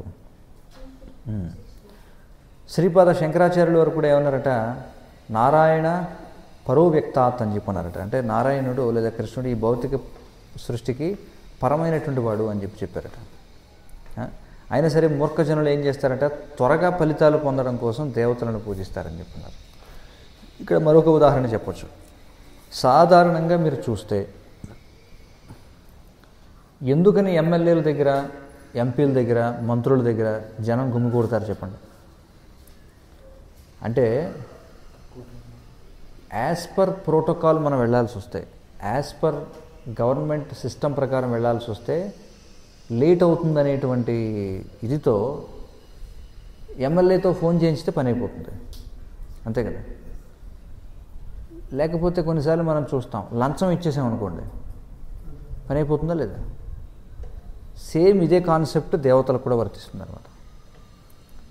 కృష్ణుడి దగ్గరికి వెళ్ళరు. ఎందుకు వెళ్ళరు? అదంతా ప్రాసెస్ అండి, అంత నియమాలు పాటించాలి, చాలా లాంగ్ ప్రాసెస్. అది జపం చేయాలి, ప్యూరిటీ మెయింటైన్ చేయాలి, స్నానం చేయాలి రోజు, ఏంటిదంతా అదే కదా. మళ్ళీ అది తినకూడదు అంటారు, ఇది తినకూడదు అంటారు, సరిగ్గా కూర్చోమంటారు, నిలబడడం, కూర్చోవడం, పొడుకోవడం, ప్రతి దాంట్లో నియమే. చూడండి, ఇదంతా లాంగ్ ప్రాసెస్, అదంతా మనకొద్దు. ఏదో లోకల్గా ఎవరో ఈ మధ్య కొత్తగా అవతారం వచ్చిందట, అక్కడికి వెళితే మనం ఈజీగా పని అయిపోతుంది. చూడండి, అర్థమవుతుంది కదా. అదే చేస్తుంటారు. ఎప్పుడైతే మీరు చూడండి, అందుకే ఏ ఏ మత విధానాల్లో అయితే ఎలాంటి నియమాలు ఉండవో వాళ్ళకి ఎంత ఫాలోయింగ్ ఉంటుందో మీరు చూడండి. ఉంటుందా లేదు? మనం చూస్తున్నాం కదా. ఇప్పుడు క్రిస్టియానిటీలో మనం చూస్తే ఎందుకని లక్షల మంది వెళ్తారు అక్కడికి చెప్పండి? There are no rules and regulations. ఎలాంటి నియమ నిబంధనలు లేవు. ఎన్వి తినొచ్చు కాదు, that will be served in the temple itself. Yes or no? So Sunday feast చూడండి, సండే ఫీస్ట్ ఏమంటే you can go and eat there itself. No, that is there. So people are attracted to that. అందుకే జనం ఏం చేస్తారు, విసుకేస్తారు, అంతమంది జనం వెళ్తారు. Same అదే విషయం ఇక్కడ కృష్ణుడు అదే చెప్తున్నాడు. ఏమంటున్నాడు ఇక్కడ చూడండి, ఏం చేస్తారట, శీఘ్ర ఫలితాలు కోరే కారణంగా దేవతలను పూజిస్తారు. సో వీళ్ళు కూడా దేవతలు లాంటి వాళ్ళే. నో, సో ఒక రకంగా చెప్పాలంటే యేసుక్రీస్తుని కూడా ఒక దేవతగా మార్చేశారనమాట భారతదేశంలో. అవుతుంది కదా. సో అది జరుగుతుంది. ఎందుకంటే శీఘ్ర ఫలితాలు ఏదో పనులు అవుతున్నాయి కదా. ఇంకా చాలా చోట్ల ఇక్కడ ఎలా ఉందో మనకు తెలియదు. చాలామంది హాస్పిటల్కి వెళ్ళడం కంటే అక్కడేదో ప్రార్థన చేసి నూనె జిమ్ముతారంటే వెళ్దామని వెళ్తారు, అంతే కదా. వాళ్ళు ఏం చేస్తారు, అక్కడ ప్రార్థన చేయించుకుంటే మనకి రోగం తగ్గుతుందట, క్యాన్సర్ తగ్గిపోతుందట, ఇంకోటి ఏదో అయిపోతుందట. సేమ్ ఆయుర్వేదం, అల్లోపతి లాగా. ఆయుర్వేదం అనేటప్పుడు జనం వెళ్ళరు. అబ్బా ఆయుర్వేదం వెళ్తే మళ్ళీ ఇక్కడ చాలా రూల్స్ అండ్ రెగ్యులేషన్స్ ఉంటాయి, పథ్యం చేయాలి, ఒంటికి నూనె రాసుకొని గంట సేపు అలా ఉండమంటారు. స్నానం చేయడమే పెద్ద విషయం అంటే మళ్ళీ ఒంటికి నూనె రాసుకొని గంట సేపు నిలబడడం ఎలా అవుతుంది? అవును కదా. ఆయుర్వేదం అంటే అవన్నీ ఉంటాయి, రూల్స్ అండ్ రెగ్యులేషన్స్ చాలా ఉంటాయి. అల్లోపతి అనుకుని వాడే ఉంటాడు, మీరు ఏది కావాలో చేయండి, ట్యాబ్లెట్ వేసుకుని చాలా. అందుకే జనం ఎక్కడికి వెళ్తారు, మందల కింద అల్లోపతికి వెళ్ళిపోతారు. సో ఎక్కడెక్కడైతే ప్రాసెస్ ఎక్కువగా ఉంది, రూల్స్ అండ్ రెగ్యులేషన్స్ ఎక్కువగా ఉన్నాయనుకుంటారో అక్కడికి వెళ్ళడానికి ఎవరు కూడా ఇష్టపడరు. ఎక్కడైతే ఏ రూల్స్ ఉండవో, షార్ట్ కట్, మీరు ఊరికే నమ్ముకున్నానని ఒక మాట అనండి చాలు, అర్థమవుతుంది కదా. రాజకీయ నాయకులు కూడా అంతే కదా. రాజకీయ నాయకులతో వెళ్ళి ఏమంటారు, పలానా రాజకీయ నాయకుడి పేరు చెప్తే చాలు, ఆయన ఒక మాట చెప్తే చాలు, అయిపోతుంది అంతే. అదే ప్రాసెస్ ప్రకారం వెళ్ళాల్సి వస్తే దానికి ఎంతో పేపర్ వర్క్ ఉంటుంది, అది ఉంటుంది, ఇదంటే ఉంటుంది. పేపర్ వర్క్ చేయొచ్చు కావాలంటే, కానీ వీడిదో ఏదో లోపం ఉంటుందన్నమాట. అంటే వీడి తరపున ఏదో సంథింగ్, ఏదో ల్యాగింగ్ ఏదో ఉంటుంది. కాబట్టి వీడికి తెలుసు అఫీషియల్గా వెళితే పని అవ్వదని తెలుసు. అందుకే వీడు ఏం చేస్తాడు, వెళ్ళి ఎవరో ఒక రికమెండేషన్ పట్టుకుంటాడు. Same thing is being explained here. అందుకే శీఘ్ర ఫలితాల కోసం వాళ్ళ దేవతలను పూజిస్తారు. కానీ ఇక్కడ విషయం ఏంటంటే, వారు ఫలితాలను ఆ విధంగా పొందిన ఫలితాలు తాత్కాలికమైనవని, అల్పబుద్ధి గల జనులకి ఉద్దేశింపబడిన ఆయన తెలుసుకోలేరు. చూడండి, కానీ ఇలా షార్ట్కట్లో వెళతారు. సరే, ఎవరో ఎమ్మెల్యే చెప్పాడు, లేకపోతే మంత్రి చెప్పాడు, పని అయిపోయింది. కానీ ఆ పని ఎంతవరకు అవుతుంది? 5 ఏళ్ల వరకే. 5 ఏళ్ళలో మళ్ళీ గవర్నమెంట్ మారిపోయింది అనుకోండి, ఏం చేస్తారు? వీడి కాంట్రాక్ట్ పోయింది. ఈ రోజుల్లో అయితే కక్ష సాధింపు చర్యలు అనమాట. ఆ గవర్నమెంట్ ఉన్నప్పుడు ఎవడెవడైతే ఉన్నాడో వీడు వచ్చాక అందరిని తీసేస్తాడు. అవునా కదా? చూస్తుంటాం కదా మనం. రాగానే ముందు చేసే పని అదే, ముందు అందరిని ట్రాన్స్ఫర్ చేసేయండి. ముందు ఇప్పుడు ఉన్నటువంటి ఐపీఎస్లను తీసేయండి, ఐఏఎస్లను తీసేసేయండి, మొత్తం అందరినీ మార్చేస్తాడు. సో సేమ్ అది కూడా ఇక్కడే జరుగుతుంది. దేవతలు కూడా మనలాగా వాళ్ళకు కూడా కొంత ఆయుష్ ఉంటుంది. అంటే బ్రహ్మ యొక్క పగటి సమయం వరకే దేవతలు కూడా జీవించుంటారు. అంటే బ్రహ్మ రోజుకొక ఇంద్రుణ్ణి, రోజుకొక చంద్రుణ్ణి, వరుణుణ్ణి, వీళ్ళందరినీ చూస్తాడనమాట. బ్రహ్మకి రోజుకొక ఇంద్రుడిని మారిపోతుంటాడు. చూడండి. సో కాబట్టి వాళ్ళు తాత్కాలికం, కాబట్టి వాళ్ళు మనకి ఇచ్చేటువంటి వరాలు కూడా ఏముంటాయి? తాత్కాలికంగా ఉంటాయి. ఎటర్నల్గా వాళ్ళు ఎలా చేయగలరు చెప్పండి? అర్థమవుతుంది కదా? అది ఇక్కడ చెబుతున్నారు. కాబట్టి ఏం చేస్తారు? అల్పబుద్ధి కలిగిన వాళ్ళు, అంటే మెన్ ఆఫ్ లెస్ ఇంటెలిజెన్స్, వాళ్ళే ఈ రకంగా చేస్తారట, దేవతలను కొలుస్తారట. కానీ బుద్ధిమంతుడు ఏం చేస్తాడు? కృష్ణ భక్తి భావనలో ఉంటాడు. ఏదో తక్షణమైన తాత్కాలికమైన లాభం కోసం అల్పదేవతలను పూజించాల్సిన అవసరం అతనికి లేదు. ఎందుకంటే హీఈస్ ప్యూర్ ఎట్ హార్ట్. ఎందుకంటే అతనికి ఏమీ భౌతికమైనటువంటి కోరికలు లేవు. కాబట్టి అతను ఎవరికి కూడా లంచాలు ఇవ్వాల్సిన అవసరం లేదు, ఎవరికి తల వంచాల్సిన అవసరం లేదు. కాబట్టి అతను ఏం చేస్తాడు? He will go an A royal road, అంతే. చూడండి, నేరుగా భగవంతుడిని ఆశ్రయిస్తాడు. చూడండి, అది ఇక్కడ చెప్తున్నారు అనమాట. ఈ భౌతిక జగత్తుకు చెందిన దేవతలు, వారి ఆరాధకులు ఈ జగత్తు విలయంతో నశించిపోతారు. చూడండి, అదే చెప్తున్నాం మనం. ఎందుకంటే బ్రహ్మ యొక్క రాత్రి సమయంలో ఈ విశ్వం లయం అవుతుంది. బ్రహ్మ చనిపోయినప్పుడు ఒకసారి లయం అవుతుంది, అలాగే బ్రహ్మ నిద్రపోయినప్పుడు ఒకసారి విలయం జరుగుతుంది. బ్రహ్మ నిద్రపోయినప్పుడు మొత్తం దేవతలు అందరూ కూడా మటాష్ అయిపోతారు మొత్తం. కాబట్టి వాళ్ళు ఇచ్చేటువంటి ఫలితాలు కూడా అంతవరకే ఉంటాయి.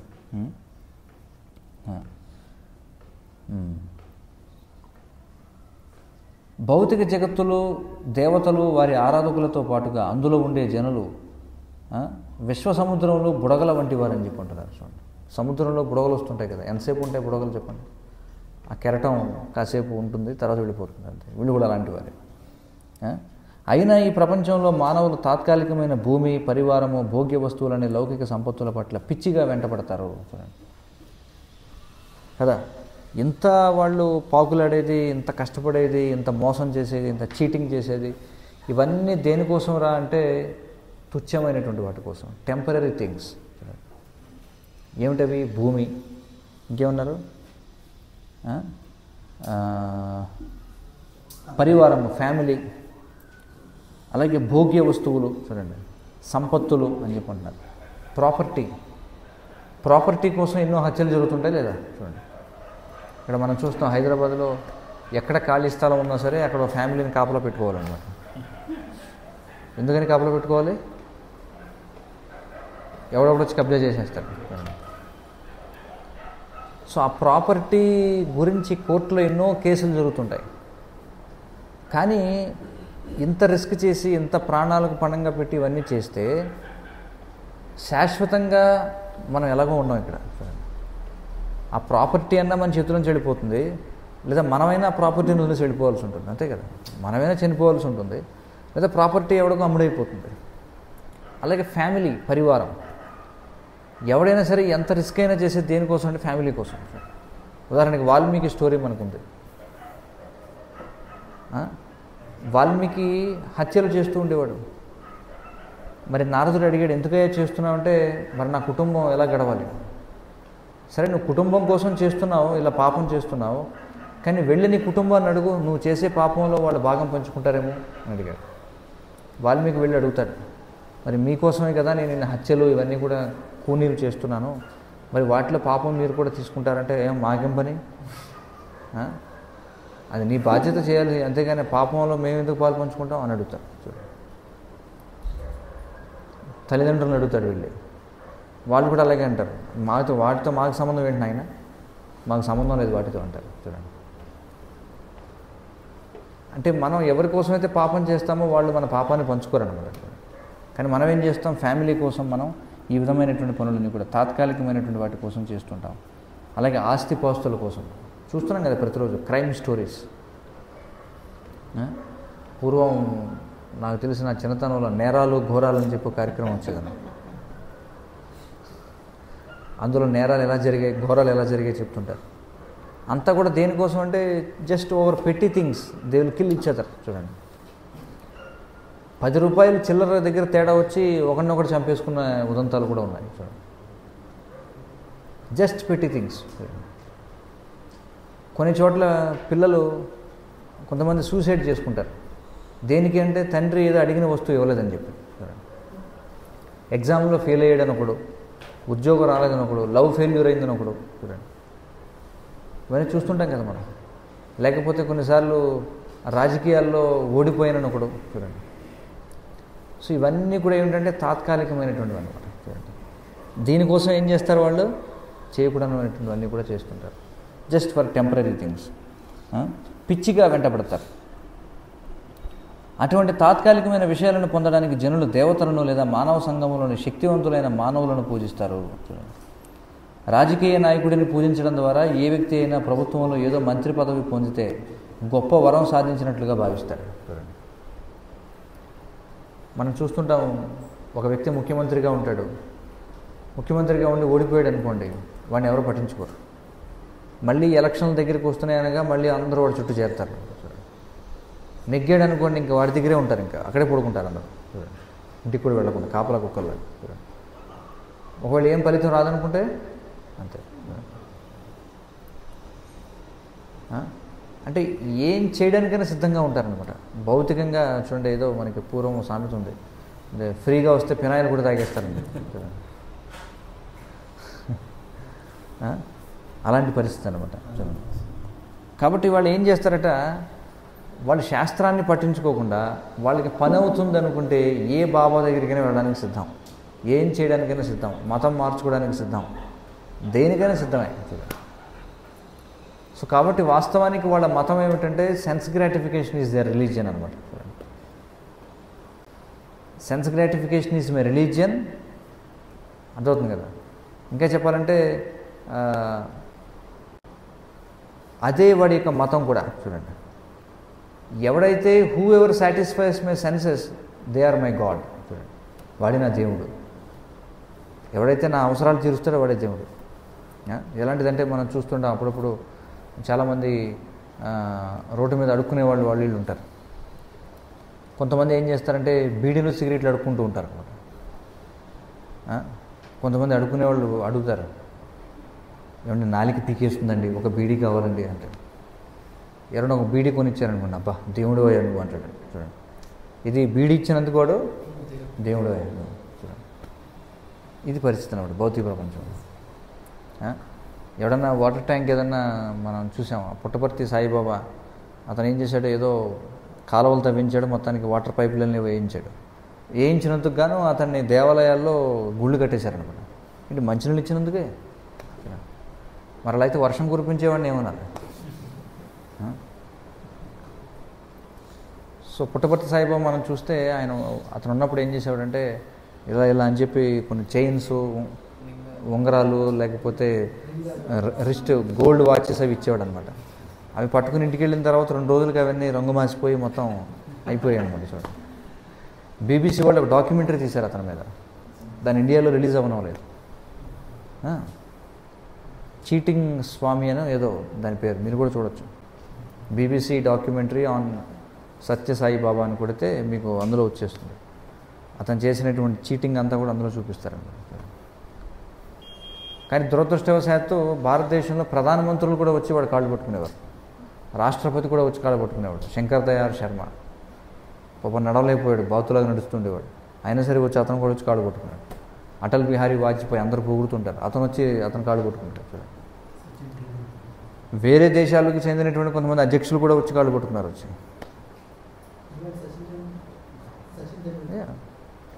So India is known for manufacturing of bogus gods అనమాట. చూడండి, ప్రతి దేశం ఏదో ఒక దానికి ఇది ఇతర దేశాల్లో భారతదేశానికి ఒక బాగా ప్రఖ్యాతి ఉందన్నమాట. ఏమిటంటే India is the land of bogus avatars అని చెప్పి.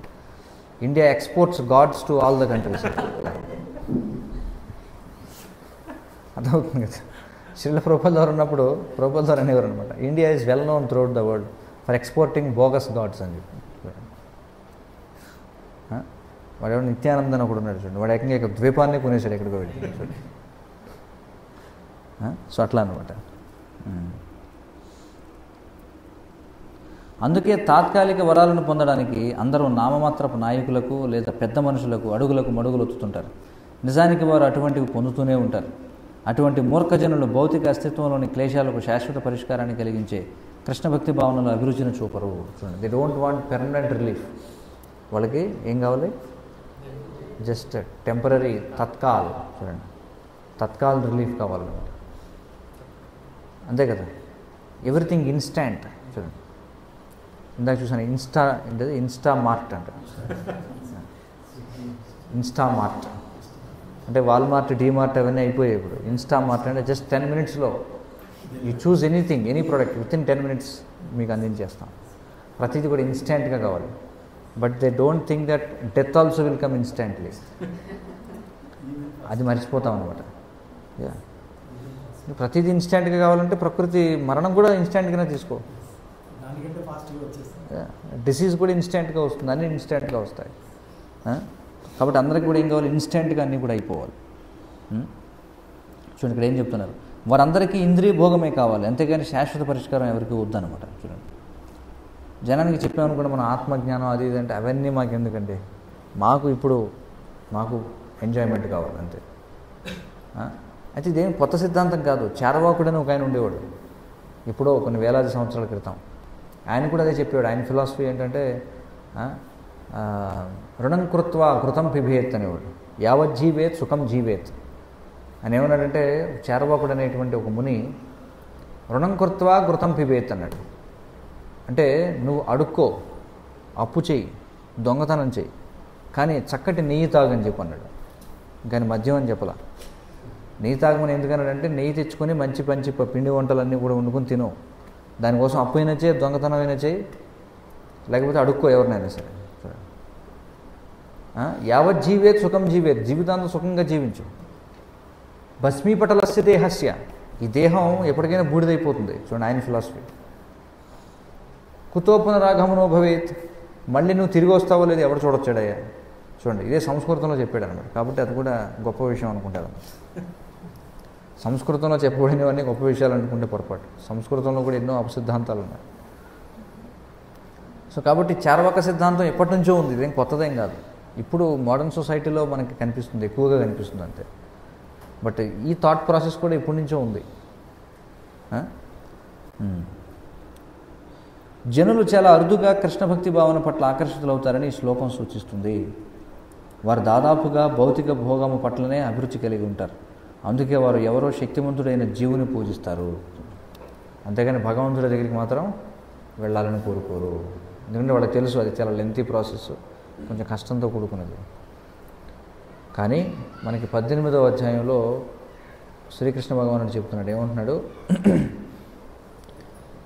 ఏదైతే ఆదిలో అమృతంలా ఉండి చివరికి విషంలా పరిణమిస్తుందో అది రాజసికమైనటువంటి సుఖం అని చెప్పుకుంటుంది. కానీ ఏదైతే ఆదిలో విషంగా అనిపించి అంతిమంగా అమృతంగా అనిపిస్తుందో అది సాత్వికమైనటువంటి సుఖం అని చెప్పుకుంటుంది. అంటే ఏదైనా సరే స్టాండర్డ్ ప్రొసీజర్ ఏదైనా సరే రియల్ ప్రొసీజర్ ఏదైనా కూడా ముందు కష్టంగా ఉంటుంది, కానీ అంతిమంగా ఎలా ఉంటుంది? సుఖంగా ఉంటుంది. కానీ బోగస్ సిస్టమ్స్ అన్నీ కూడా ఎలా ఉంటాయంటే ముందు చాలా కటువుగా ఉంటాయి, ముందు చాలా సుఖంగా ఉంటాయి, అంతిమంగా they will lead in misery అనమాట. So Krishna consciousness maybe it seems to be very difficult, so much austerity in the beginning, but we can realise spiritual happiness. But all the other things, no, they promise, no, very high level of pleasure initially, but ultimately they will lead in misery. That's the point. Hare Krishna. So any questions, comments?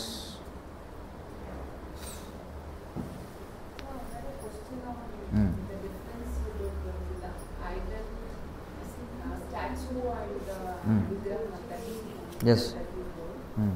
So that means we consider the demigods, right? So whatever the deities, what we should call them, we have No, demigod deities. They are also deities. If they are properly worshipped, definitely they will give you rewards. the Shiva. Yeah, whatever it is, they are all bona fide, the Shastras. But unfortunately in Kali Yuga, no one can do it in a proper way. Got the point? Deity worship is very difficult in Kali Yuga. Because people, if you want to do deity worship, one should maintain Brahminical standard. Brahminical standard means one should be in the mode of goodness, which is very difficult in the age of Kali Yuga. That's why in Kali Yuga, Nama Sankirtanam is given, not deity worship. Deity worship can be done, but by whom? Those who are already situated on the platform of goodness. When they are studying in devotional service, then they can take up deity worship. Otherwise, for newcomers, that is not at all recommended. Because people are always in the mode of passion and ignorance. So they cannot do deity worship. No, because they have to take 3 times bath a day, irrespective of any season. Okay, 3 times bath a day. Even if you want to pass water, you have to take bath. See, there are so many restrictions. You should not eat and go and do deity worship. Such a strict life one has to maintain. Who is there in Kali Yuga? You see. So is it the same rules that Same rules will apply for demigods and also for Bhagavan. that we offer prasad and all, right? Mm. So means in what mode they will offer, means they will offer to demigods in such a way that for asking for the material. Yeah, I will tell you. See, we are ordinary human beings. For devotees, see, for even ordinary human beings, Krishna is prescribing that you offer me whatever you want to eat, right? Then you think about demigods. Do you think they will take any other thing other than Krishna Prasadam? Got the point? Demigods, they will take only Krishna Prasadam. That's why if you observe the mode of worship of any demigod, they always offer first of all to Krishna and they then give. That's why they read Om Keshvaya Namaha, Om Narayana Namaha, Om Madhavaya Namaha, Govindaya Namaha. Whether it is Shiva worship, Durga worship, Ganesha worship, you see, you just observe. Any kind of ritual, any kind of puja, related to any demigod, they have to, first of all, they have to propitiate Lord Krishna, first of all. They say everything and say ultimately Sri Krishna Parabrahmane Namaha, they say. And then the demigods will take that. Okay?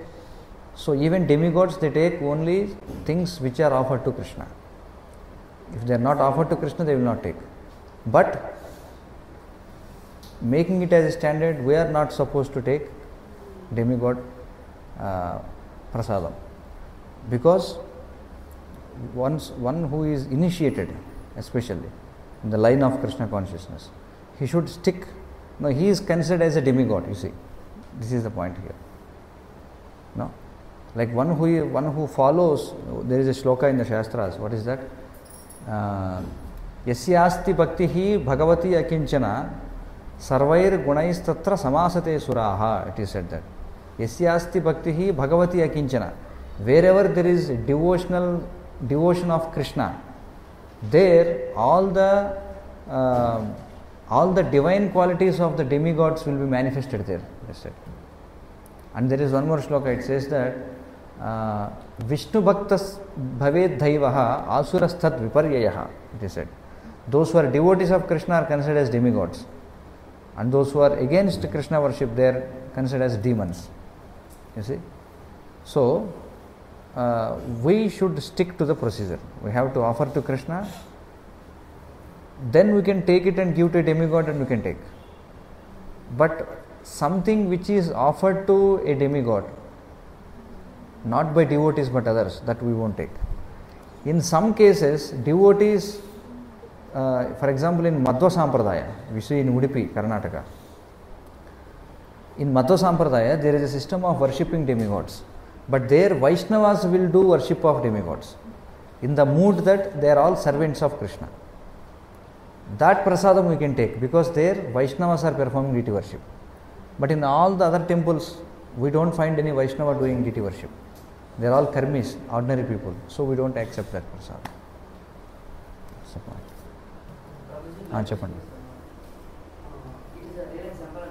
చెప్పండి. Present ఎవరైతే భాషస్గా చదవాలని అవుతున్నారు, for example brother Anil Kumar and రీసెంట్గా చెప్పిన Pawan so scenario ఏంటంటే ఇప్పుడు వాళ్ళు స్టేజ్ ఎక్కిన తర్వాత చెప్పే మాట ఏంటంటే మేము ఇంతకుముందు క్రిస్టియన్స్ హిందూసే మేము పలానా కమ్యూనిటీ నుండి దేవుడు తెలుసుకొని ఇట్లా వచ్చామంటారు. ఇప్పుడు మీరు ఏదైతే చెప్పారో ఐడియల్ వర్షిప్ డిఫరెంట్ ఉంది, డీటీ వర్షిప్ డిఫరెంట్ ఉంది. ఈ సినారియో ఈ ఐడియాలజీ అనేది అక్కడికి వాళ్ళు లేకపోయిందా, లేదంటే just for business they are simply భగవద్గీతను పక్కన పెట్టేసి ఒక కమర్షియల్ పర్పస్ కోసం జనాలు ముందు చాలా మాట్లాడుతున్నారు? ఎందుకంటే మీరు చాలా క్లియర్గా చెప్తారు, we are not following ideal worship, మనం చేసేది విగ్రహాలలో ఇంత విశిష్టంగా ఉంది, ఆ విషయం అప్పటికి వాళ్ళు తెలియదు అంటారు. ఎందుకంటే brother Anil Kumar is Brahmin, if I not wrong. So ఆ టైంలో వాళ్ళు కూడా మరి ఇన్ని పురాణాలు ఇన్ని వేదాంతాలు చదివిన తర్వాతే జనాలకు వెళ్తారు కదా? లేదు. సి డోంట్ థింక్ దట్ అంటే బ్రాహ్మణ కుటుంబంలో పుట్టిన ప్రతి ఒక్కడు కూడా బ్రాహ్మణుడు కాదు. ఇది ఒక మిస్కన్సెప్షన్. అందుకే again we have to go to Bhagavad Gita. భగవద్గీతలో కృష్ణుడు చాలా స్పష్టంగా చెబుతున్నాడు ఏమనంటే చాతుర్వర్ణ్యం మయా సృష్టం. కృష్ణుడు ఏమంటున్నాడంటే ఐ ఫౌండెడ్ ద 4 వర్ణాస్, అంటే నేనే 4 వర్ణాలను సృష్టించాను. ఏమిటవి? బ్రాహ్మణ, Kshatriya, Vaishya, Shudra. Based on what? చూడండి ఏమన్నాడు, గుణ కర్మ విభాగశ. అంటే based on the quality and based on the work they do they are classified as Brahmana, Kshatriya, Vaishya and శూద్ర. అంతేగాని కృష్ణుడు ఎక్కడో కూడా బ్రాహ్మణ కుటుంబంలో ఎవడైతే పుడతాడో వాడు బ్రాహ్మణుడు అని చెప్పలేదు. బ్రాహ్మణ లక్షణాలు ఉన్నవాడిని బ్రాహ్మణుడు అని చెప్పన్నాడు. సో మీరు చెప్తున్నారు కదా బ్రహ్మత అనిల్ కుమార్ లేకపోతే వీళ్ళంతా వాళ్ళు బ్రాహ్మణ కుటుంబాల్లో పుట్టారు కానీ వాళ్ళకి బ్రాహ్మణ లక్షణాలు లేవు. అర్థమవుతుంది కదా? బ్రాహ్మణుడికి ఏ లక్షణాలు ఉండాలి? కృష్ణుడు చెప్తున్నాడు భగవద్గీతలో మళ్ళీ, శమో దమ తపస్సౌచం శాంతిరాజ్యమేవచ జ్ఞానం విజ్ఞానమాస్తిక్యం బ్రహ్మకర్మ స్వభావచం. ఏమంటున్నారంటే బ్రాహ్మణుడికి ఈ క్వాలిటీస్ ఉండాలి అని చెప్పి అంటున్నాడు. బట్ వాడికి అసలు వాటి గురించి ఏం తెలియదు. ఆల్రెడీ వాడు ఏదైతే బ్రాహ్మణ కుటుంబంలో పుట్టాడో వాళ్ళు ఎన్ని తరాల నుంచో అది వదిలేసి ఉంటారు. ఇది ఆ బ్రాహ్మణత్వాన్ని ఎప్పుడో వదిలేసి ఉంటారు. వేదాధ్యయనం లేదు, ఏమీ లేదు. ఇప్పుడు ఫర్ ఎగ్జాంపుల్ ఇప్పుడు సమాజంలో బ్రాహ్మణులు ఉన్నారు చాలామంది. ఎంతమంది వాళ్ళు బ్రాహ్మణులు చేసే పనులు చేస్తున్నారు, ఎంతమంది శాస్త్రాధ్యయనం చేస్తున్నారు చెప్పండి. సో అది కృష్ణుడు యాక్సెప్ట్ చేయట్లేదు. కృష్ణుడు ఏమంటున్నాడంటే జన్మతః కాదు ఒక వ్యక్తి బ్రాహ్మణుడు అయ్యేది. సర్టిఫికేట్లో బ్రాహ్మణుడు ఉంటే వాడు బ్రాహ్మణుడు కాదు. వాడి గుణం బ్రాహ్మణ గుణం అయి ఉండాలి, వాడు చేసే పని బ్రాహ్మణుడి పని అయి ఉండాలి. వాడిని బ్రాహ్మణుడిగా మనం అంగీకరిస్తాం. మీకు అర్థమవుతుందా? నేను పుట్టుకతో బ్రాహ్మణుడిని కాదు, మీకు అర్థమవుతుంది కదా? నేను మ్లేచ్ఛ కుటుంబానికి చెందినవాడిని, కానీ నాకు ఆకర్షణ ఉంది, నేర్చుకోవాలని అనుకున్నాను, నాకు నేర్చుకున్నాను. ఇప్పుడు నేను బ్రాహ్మణుడిగా వ్యవహరిస్తున్నాను. నేను అది ఎవరైనా చేయొచ్చు. అది that is what Bhagavad Gita says. మీకు అర్థమైన పాయింట్ ఇది. సో అది సో కాబట్టి వాళ్ళ పేరుకే బ్రాహ్మణ కుటుంబాలు తప్ప వాళ్ళు ఎవరు కూడా బ్రాహ్మణత్వాన్ని ఎప్పుడో వదిలేశారనమాట. ఒక వ్యక్తి బ్రాహ్మణ కుటుంబంలో పుట్టి వాడు ఏదైనా వాచ్మెన్ ఉద్యోగం చేస్తున్నాడు అనుకోండి, వాడిని బ్రాహ్మణుడిగా కన్సిడర్ చేయకూడదు as per shastra. Is a watchman, that's all. ఒకవేళ ఆ వాచ్మెన్ కొడుకు వాడు భగవద్గీత తెలుసుకొని వాడి నియమాలు పాటిస్తూ నేను స్వచ్ఛంగా భగవంతుడిని ఆరాధించాలనుకుంటే వాడిని బ్రాహ్మణుడిగా కన్సిడర్ చేయాలి. పాయింట్ అర్థమవుతుందా?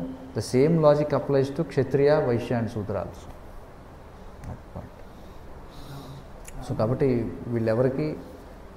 వీళ్ళు ఎప్పుడో కూడా అన్నీ వదిలేశారనమాట. ఎవరు కూడా శాస్త్రాలు చదివేది లేదు, ఏమీ లేదు. బ్రాహ్మణ కుటుంబంలో పుట్టి సాఫ్ట్వేర్ ఉద్యోగం చేసినా కూడా బ్రాహ్మణులు కాదు కదా. ఎలా అవుతారు? బ్రాహ్మణుడు అంటే క్లియర్గా లిస్ట్ ఉంది కదా, వాడు ఏం చేయాలని. యజన్, యాజన్, పఠన్, పాఠన్, దాన, ప్రతిగ్రహణ. బ్రాహ్మణుడు చేయాల్సిన 6 పనులు చెప్పారు. మీకు సింపుల్, మీరే ఐడెంటిఫై చేయొచ్చు వీడు బ్రాహ్మణుడే కదా. కృష్ణుడు చెప్తున్నాడు 6 రకాల పనులు చేయాలి బ్రాహ్మణుడు.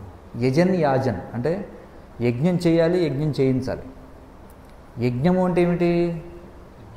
భగవంతుణ్ణి సంతృప్తిపరిచే కార్యాన్ని యజ్ఞము అంటారు. యజ్ఞము అంటే ఏదో పెద్ద యజ్ఞగుండం వేసి అందులో నెయ్యి వేసి స్వాహ అంటారు, అది మాత్రమే కాదు. భగవంతుడికి ఆనందాన్ని ఇచ్చే పని మాత్రమే చేయాలి. మరి కలియుగంలో శాస్త్రం ఏం చెప్తుంది?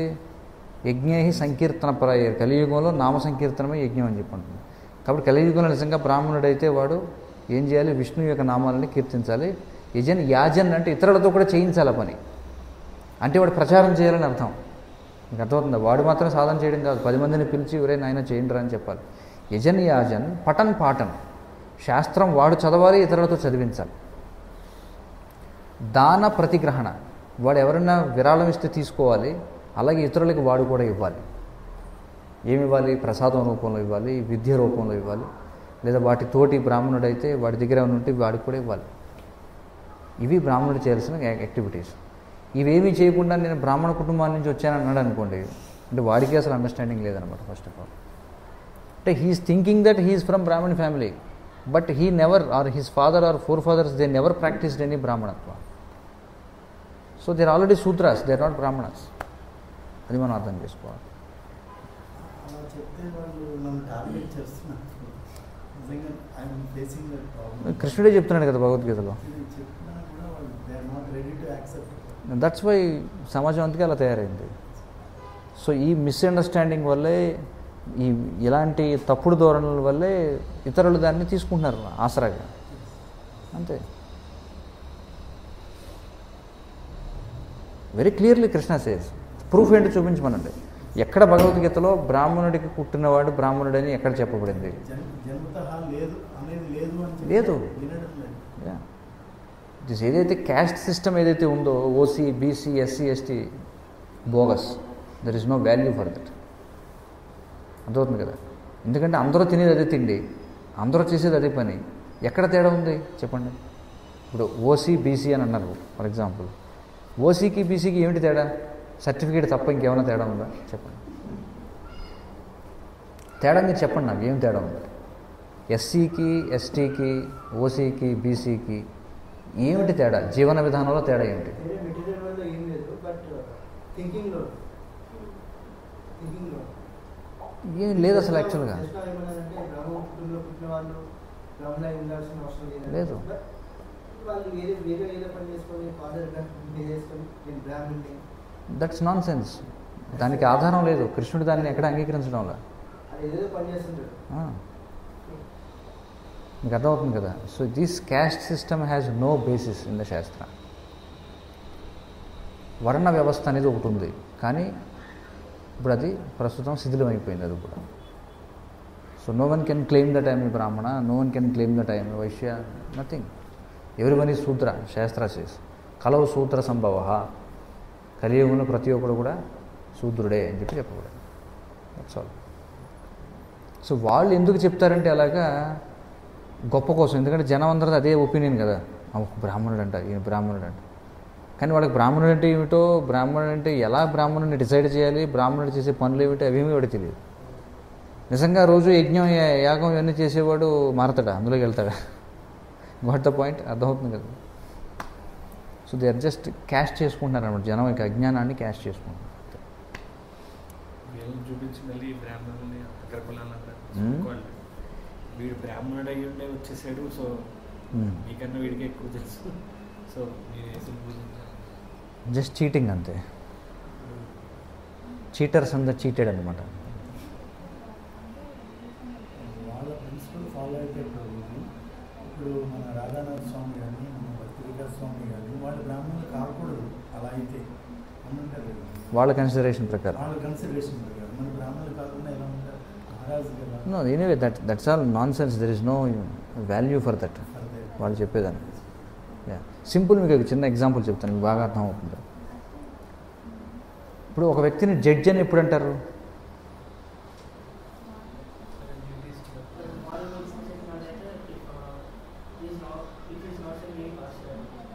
ఏమంటారు? అది కాదు, ఆ ఎగ్జాంపుల్ కాదు నేను చెప్పేది. ఏదైనా ఒక ప్రొఫెషన్, సరే ఇప్పుడు ఒక వ్యక్తి జడ్జిగా రికగ్నైజ్ అయ్యాడంటే రెండు ఉండాలి. అందులో జడ్జి క్వాలిఫికేషన్ ఉండాలి, అంటే అకాడమిక్ క్వాలిఫికేషన్ నెంబర్ 1. 2, జడ్జిగా ప్రాక్టీస్ చేస్తుండాలి. అవునా? ఒకవేళ లా సర్టిఫికేట్ ఉండి ప్రాక్టీస్ చేయకపోతే అప్పుడు కూడా వాడిని జడ్జి అనరు ఎవరు. ఏదైనా సరే ఒక డిజిగ్నేషన్కి వాల్యూ ఎప్పుడు ఉంటుందంటే అకాడమిక్ క్వాలిఫికేషన్ ఉండాలి, రెండోది వర్క్ ఎక్స్పీరియన్స్ కూడా ఉండాలి. అంటే వర్క్ చేస్తూ ఉండాలి. ఇప్పుడు వర్క్ చేయడం లేదు, ఊరికే చదివి సర్టిఫికేట్ పెట్టుకున్నాడు అనుకోండి. చాలామంది మనం చూస్తాం ఊళ్ళో డాక్టర్ చదివి ఇంట్లో ఏదో పని చేసుకుంటూ ఉంటారు. వాడి దగ్గరికి ఎవరైనా వెళ్తాడా వైద్యానికి? వెళ్ళరు కదా. ప్రాక్టీస్ చేస్తేనే కానీ వెళ్ళరు కదా. ప్రాక్టీస్ చేయాలి, సర్టిఫికేట్ ఉండాలి, రెండు ఉండాలా లేదా? Sir no. ఇప్పుడు ఆ జడ్జి గారు అబ్బాయి ఒకడు వచ్చి ఏమంటాడంటే మా నాన్న జడ్జి కాబట్టి నేను కూడా జడ్జినే అంటాడు. నీకు అర్థమవుతుందా? సరే నువ్వేం చేస్తున్నావు నువ్వు అంటే నేను గుమస్తా ఉద్యోగం చేస్తున్నాను. నేను నన్ను కూడా జడ్జి అనాలి, మా నాన్నగారు జడ్జి కదా అంటే సేమ్ లాజిక్ ఇది కూడా. కావాలంటే నేను జడ్జి గారు అబ్బాయిని పిలవచ్చు. నువ్వు కూడా జడ్జి అవ్వాలంటే నువ్వేం చేయాలి? నువ్వు కూడా క్వాలిఫికేషన్ తెచ్చుకోవాలి. ఊరికి క్వాలిఫికేషన్ తెచ్చుకుంటే సరిపోదు, కర్మ. అందుకే కృష్ణుడు క్లారిటీగా చెప్తున్నాడు, గుణ అండ్ కర్మ బోత్ షుడ్ బి దేర్. గుణం అంటే ఇక్కడ అర్థం ఏంటి? సర్టిఫికేట్. కర్మ అంటే ప్రాక్టీస్. ఆ రెండు ఉంటేనే వాడు రిజిస్టర్ అవుతాడు. అంతేగాని ఇప్పుడు జరిగేదంతా ఛాందసవాదం పిచ్చివాళ్ళు అనమాట వాళ్ళంతా. ఎవడంటే నేను బ్రాహ్మణుడు అంటాడు. ఎందుకని అంటే మా తాత బ్రాహ్మణుడు లేకపోతే మా నాన్న బ్రాహ్మణుడు కాబట్టి నేను కూడా బ్రాహ్మణుడు. అదే బ్రాహ్మణుడు అవుతాను. క్లియర్గా అర్థమైంటుంది మీకు. సో కాబట్టి అయితే ఇక్కడ ఒకటేమిటంటే కన్సిడరేషన్ ఏంటంటే జడ్జి యొక్క కొడుక్కి జడ్జి అయ్యే అవకాశాలు ఎక్కువగా ఉంటాయి.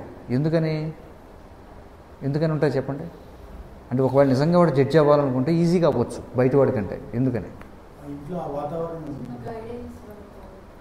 గైడెన్స్ ఉంటుంది, ఆ వాతావరణం ఉంటుంది, చిన్నప్పటి నుంచి ఆ విషయాలు వింటూ ఉంటాడు. So it is easy to become a judge. అందుకే మీరు చూడండి డాక్టర్స్ కొడుకులు డాక్టర్లు అవుతుంటారు.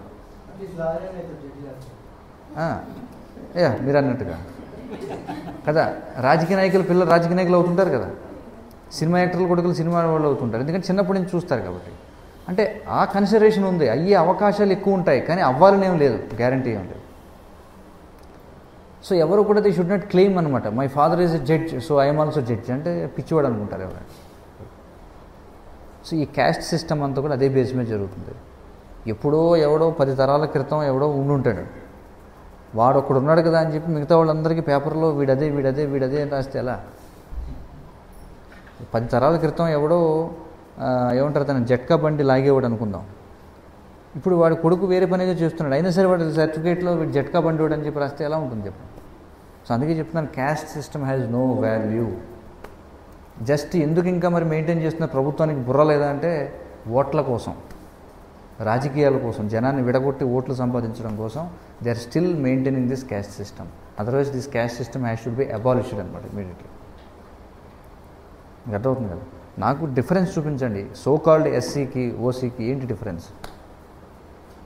Is there any difference in their life style? Tell me. No difference at all in the life style. Then why do you separate people like that unnecessarily? Caste feeling అనేది చూపిస్తే మోహం అవుతుంది కదా, అంతే. మోహం అయితే మళ్ళీ అదే జన్మెత్తాలి. ఆయన లేడీ జన్మెత్తినట్టు జడభర్తలు లేడీ జన్మెత్తాడు మోహం వాళ్ళు.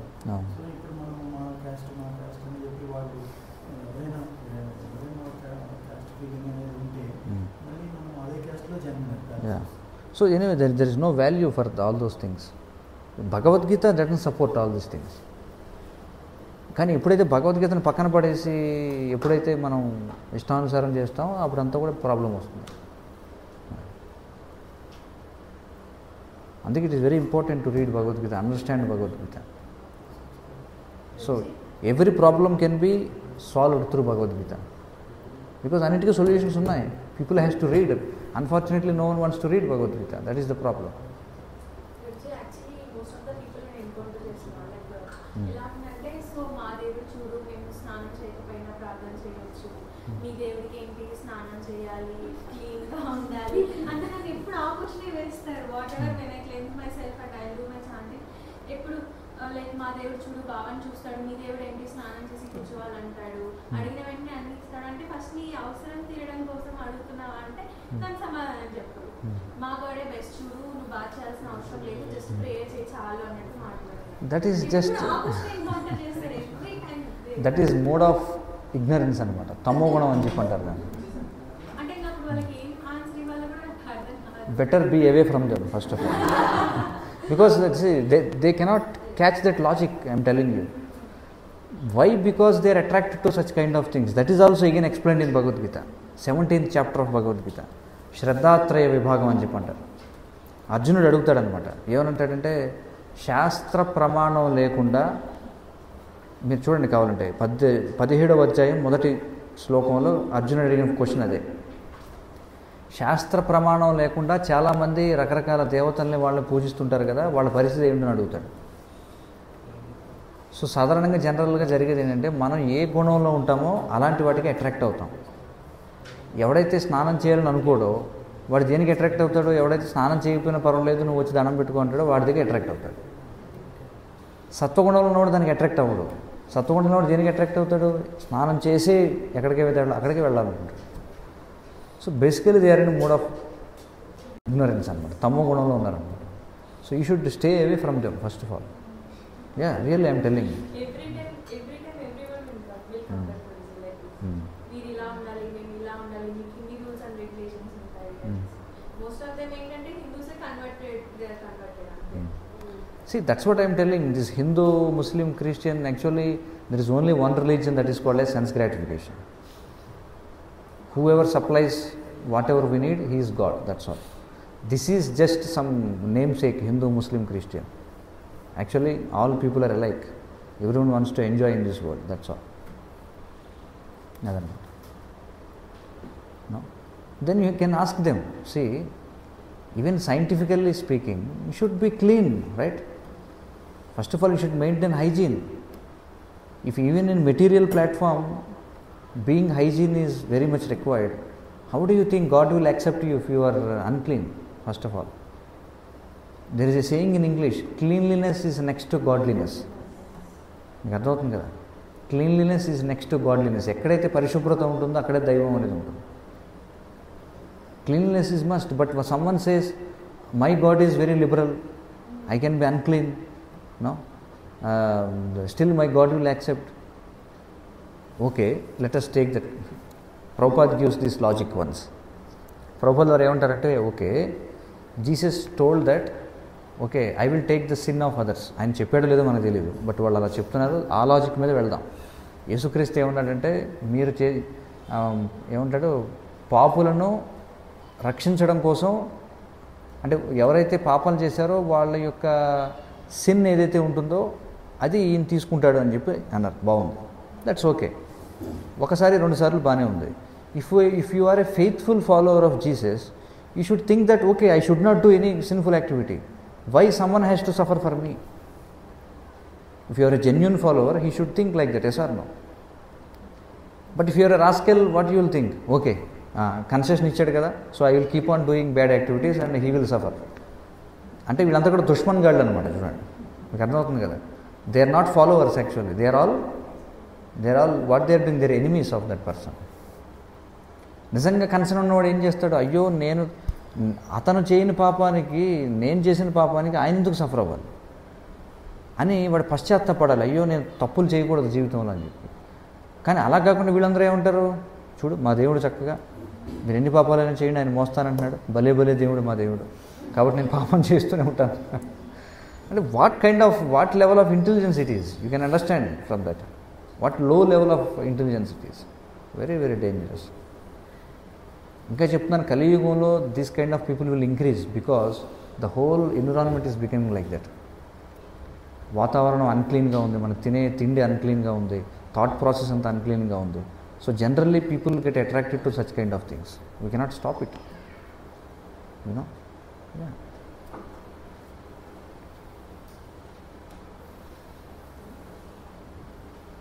చాలా వాటి మార్చి కూడా అట్లాంటి ఫిలాసఫీ చెప్పారు అనుకున్నారు.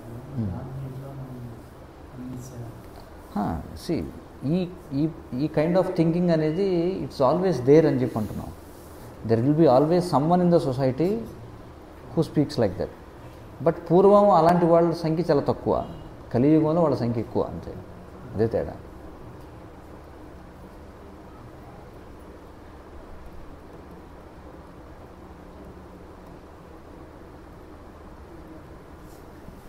Just any questions?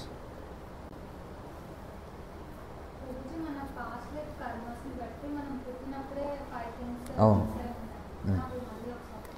యా, ఒకటి మన ఆయుష్, లైఫ్ స్పాన్. రెండవది మన ఎంజాయ్మెంట్. ఎంజాయ్మెంట్ అంటే మనం అనుభవించగలిగే సెన్స్ ప్లెజర్స్ ఎంతవరకు ఉంటాయి. మూడు మన యొక్క ఆరోగ్యం, హెల్త్. నాలుగు మన యొక్క వెల్త్, సంపద.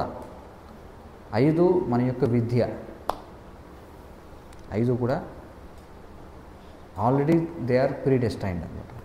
అందుకే మీరు ఒకరిని తీసుకెళ్ళి ఎంత ఈ టెక్నో స్కూల్లో వేసినా వాడు మందబుద్ధి వాడైతే చదువు ఎక్కదనమాట. ఎందుకంటే వాడికి అంతే, వాడి గుణం అలాంటిది అంతే. అర్థమవుతుంది కదా. So we cannot change the nature of a person very easily. No, it's very difficult అనమాట. అందుకే Krishna says you choose your profession according to your guna, then you will be happy. Even though that activity is considered as a low grade activity, but still if it matches your quality, you take it up, you will be happy, Krishna says in Bhagavad Gita. See, such a career ఏమంటారు దాన్ని, guidance Krishna is giving. ఇంకెంతకంటే career guidance ఏం కావాలి చెప్పండి. నీ స్వభావానికి తగిన పని ఎన్నుకోమని చెప్తున్నాడు, ఆనందంగా ఉండమని చెప్తున్నాడు. Don't consider whether it is considered higher or lower activity. If you are happy you just do it, that's all. కానీ ఇప్పుడు చేసేది ఏమిటి, అందరూ ఇంజనీర్లు అవ్వండి, అందరూ డాక్టర్లు అయిపోండి, అంతే కదా ఇప్పుడు చెప్పేది.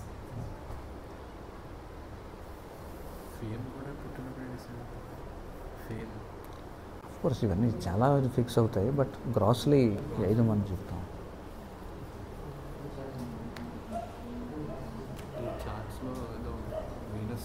అవన్నీ తెలుస్తాయి ఇవన్నీ. బట్ బేసికల్లీ ఏంటంటే ఒక టు మేక్ ఏ పాయింట్ ఇక్కడ చెప్తున్నారు, 5 డిసైడ్ అయిపోతాయి. మనం చనిపోవాలంటే మన గుడ్ కర్మ బ్యాడ్ కర్మ రెండు కంప్లీట్ అయితేనే చనిపోతాము అని అంటారు కదా. No, nothing like that. Next జన్మకి ఎలా క్యారీ అవుతుంది? Not like that. You see, మనం చనిపోవడానికి గుడ్ కర్మ బ్యాడ్ కర్మ న్యూట్రలైజ్ అవ్వడం కాదు. యాక్చువల్గా జరిగేది ఏంటంటే, మనకి ఈ లైఫ్లో యాజ్ పర్ శాస్త్ర ఏం చెప్పబడిందంటే, మనం ఇన్ని శ్వాసలు తీసుకోవాలని చెప్పి ఉంటుంది. మీకు అర్థమవుతుంది కదా, ఇన్ని శ్వాసలు తీసుకోవాలని చెప్పి ఉంటుంది. అంటే ఇన్ని ఇన్హేల్స్ అండ్ ఎక్సేల్స్ తీసుకోవాలని ఒక కీ లాగా సెట్ చేసి పడి ఉంటుంది అనమాట. వాటిని మనం ఎంత త్వరగా వాడుకుంటే అంత త్వరగా చనిపోతాం. That's why mode of goodness is very much required. అందుకే కామ్గా కూల్గా ప్రతిదీ కూడా, అంటే ఇప్పుడున్న సిస్టమ్ అంతా ఏంటంటే రాజసిక్ సిస్టమ్ అంట, running running running running.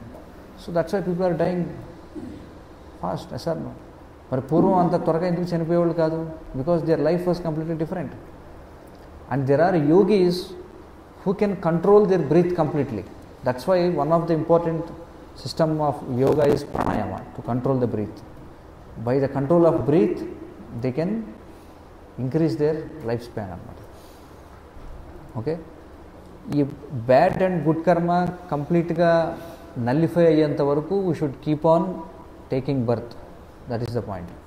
So అది నల్లిఫై అవ్వాలంటే ఏం చేయాలి? We have to do one more activity, that is called as devotional service.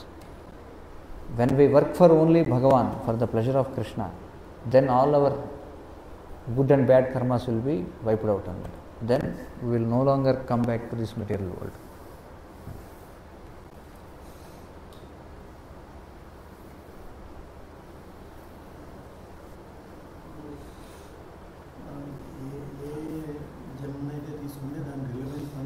Best అని అన్నాడు కదా. ఇప్పుడు నేను సపోజ్ సూపర్గా పుట్టాను, మరి నాకు రిలవెంట్ వర్క్ అంటే ఏది అని భావించాలి.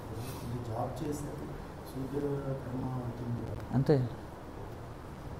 లేకపోతే మీరు హ్యాపీగా ఇన్నాళ్ళు చేయరు. అది got the point. That's what is set in shastras. We have to accept that fact. కలో సూత్ర సంభవ, we are all shudras, that's all. That's why we are happy doing this profession. Otherwise you will be always, no, you cannot stay in this profession. You want to get out of this first of all. If you think okay, I'm happy, my life settle అయిపోయింది అనుకున్నారంటే you are in that mode అన్నమాట.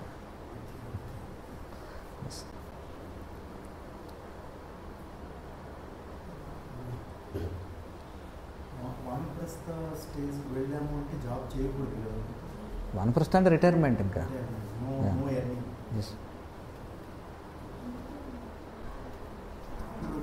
అప్పుడు టెంపుల్లో ఏదైనా service చేసినా అది doesn't go against this జన్మ. చేయాల్సిందే అది కదా, భగవాన్ సేవ చేయాలి. మీకు రిలవెంట్ జాబ్ చేయండి, వర్క్ చేయండి అని అంటున్నారు. ఈ పుట్టుకకి రిలవెంట్ వర్క్ చేయండి అంటున్నారు. కానీ అది అది అప్లై అవ్వదు. See, actually, those who are Sudras, they cannot become Vanaprasthas. Because Sudras means they are always attached to family. For them, it is always prescribed to stay in the family. But Dvijas, అంటే ఎవరు బ్రాహ్మణ క్షత్రియ వైశ్యులు ఎవరైతే ఉన్నారో, for them vanaprastha is compulsory. అంటే even for Vaishya vanaprastha is not there, even for Vaishya, because they are attached to their family. అందుకే కృష్ణుడు ఏంటంటే స్త్రియ వైశ్యస్తదా శూద్ర తేపి యాంతి పరాంగతి. అంటే that's why women and Vaishyas and Shudras they are considered as పాపయోనయ, సిన్ఫుల్ బర్త్ అని చెప్పకూడదు. Why? Because they are very much attached to family. Yes, Kshatriyas వానప్రస్థం వరకు వెళ్ళగలరు. Brahmanas they have to take sanyas.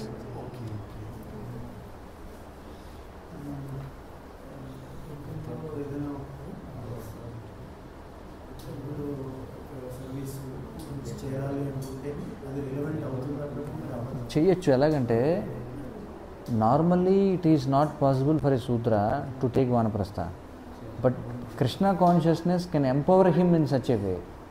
Krishna consciousness can change the guna of a person in such a way that he can go to the upper level. So because of Krishna consciousness, he elevates his guna, he becomes a Vaishya, then he can take Vanaprastha. Yeah, you can. Okay, then we will conclude here. Okay, thank you. Hare Krishna. Srila Prabhupada ki jai. Bhagavad Gita as it is ki jai.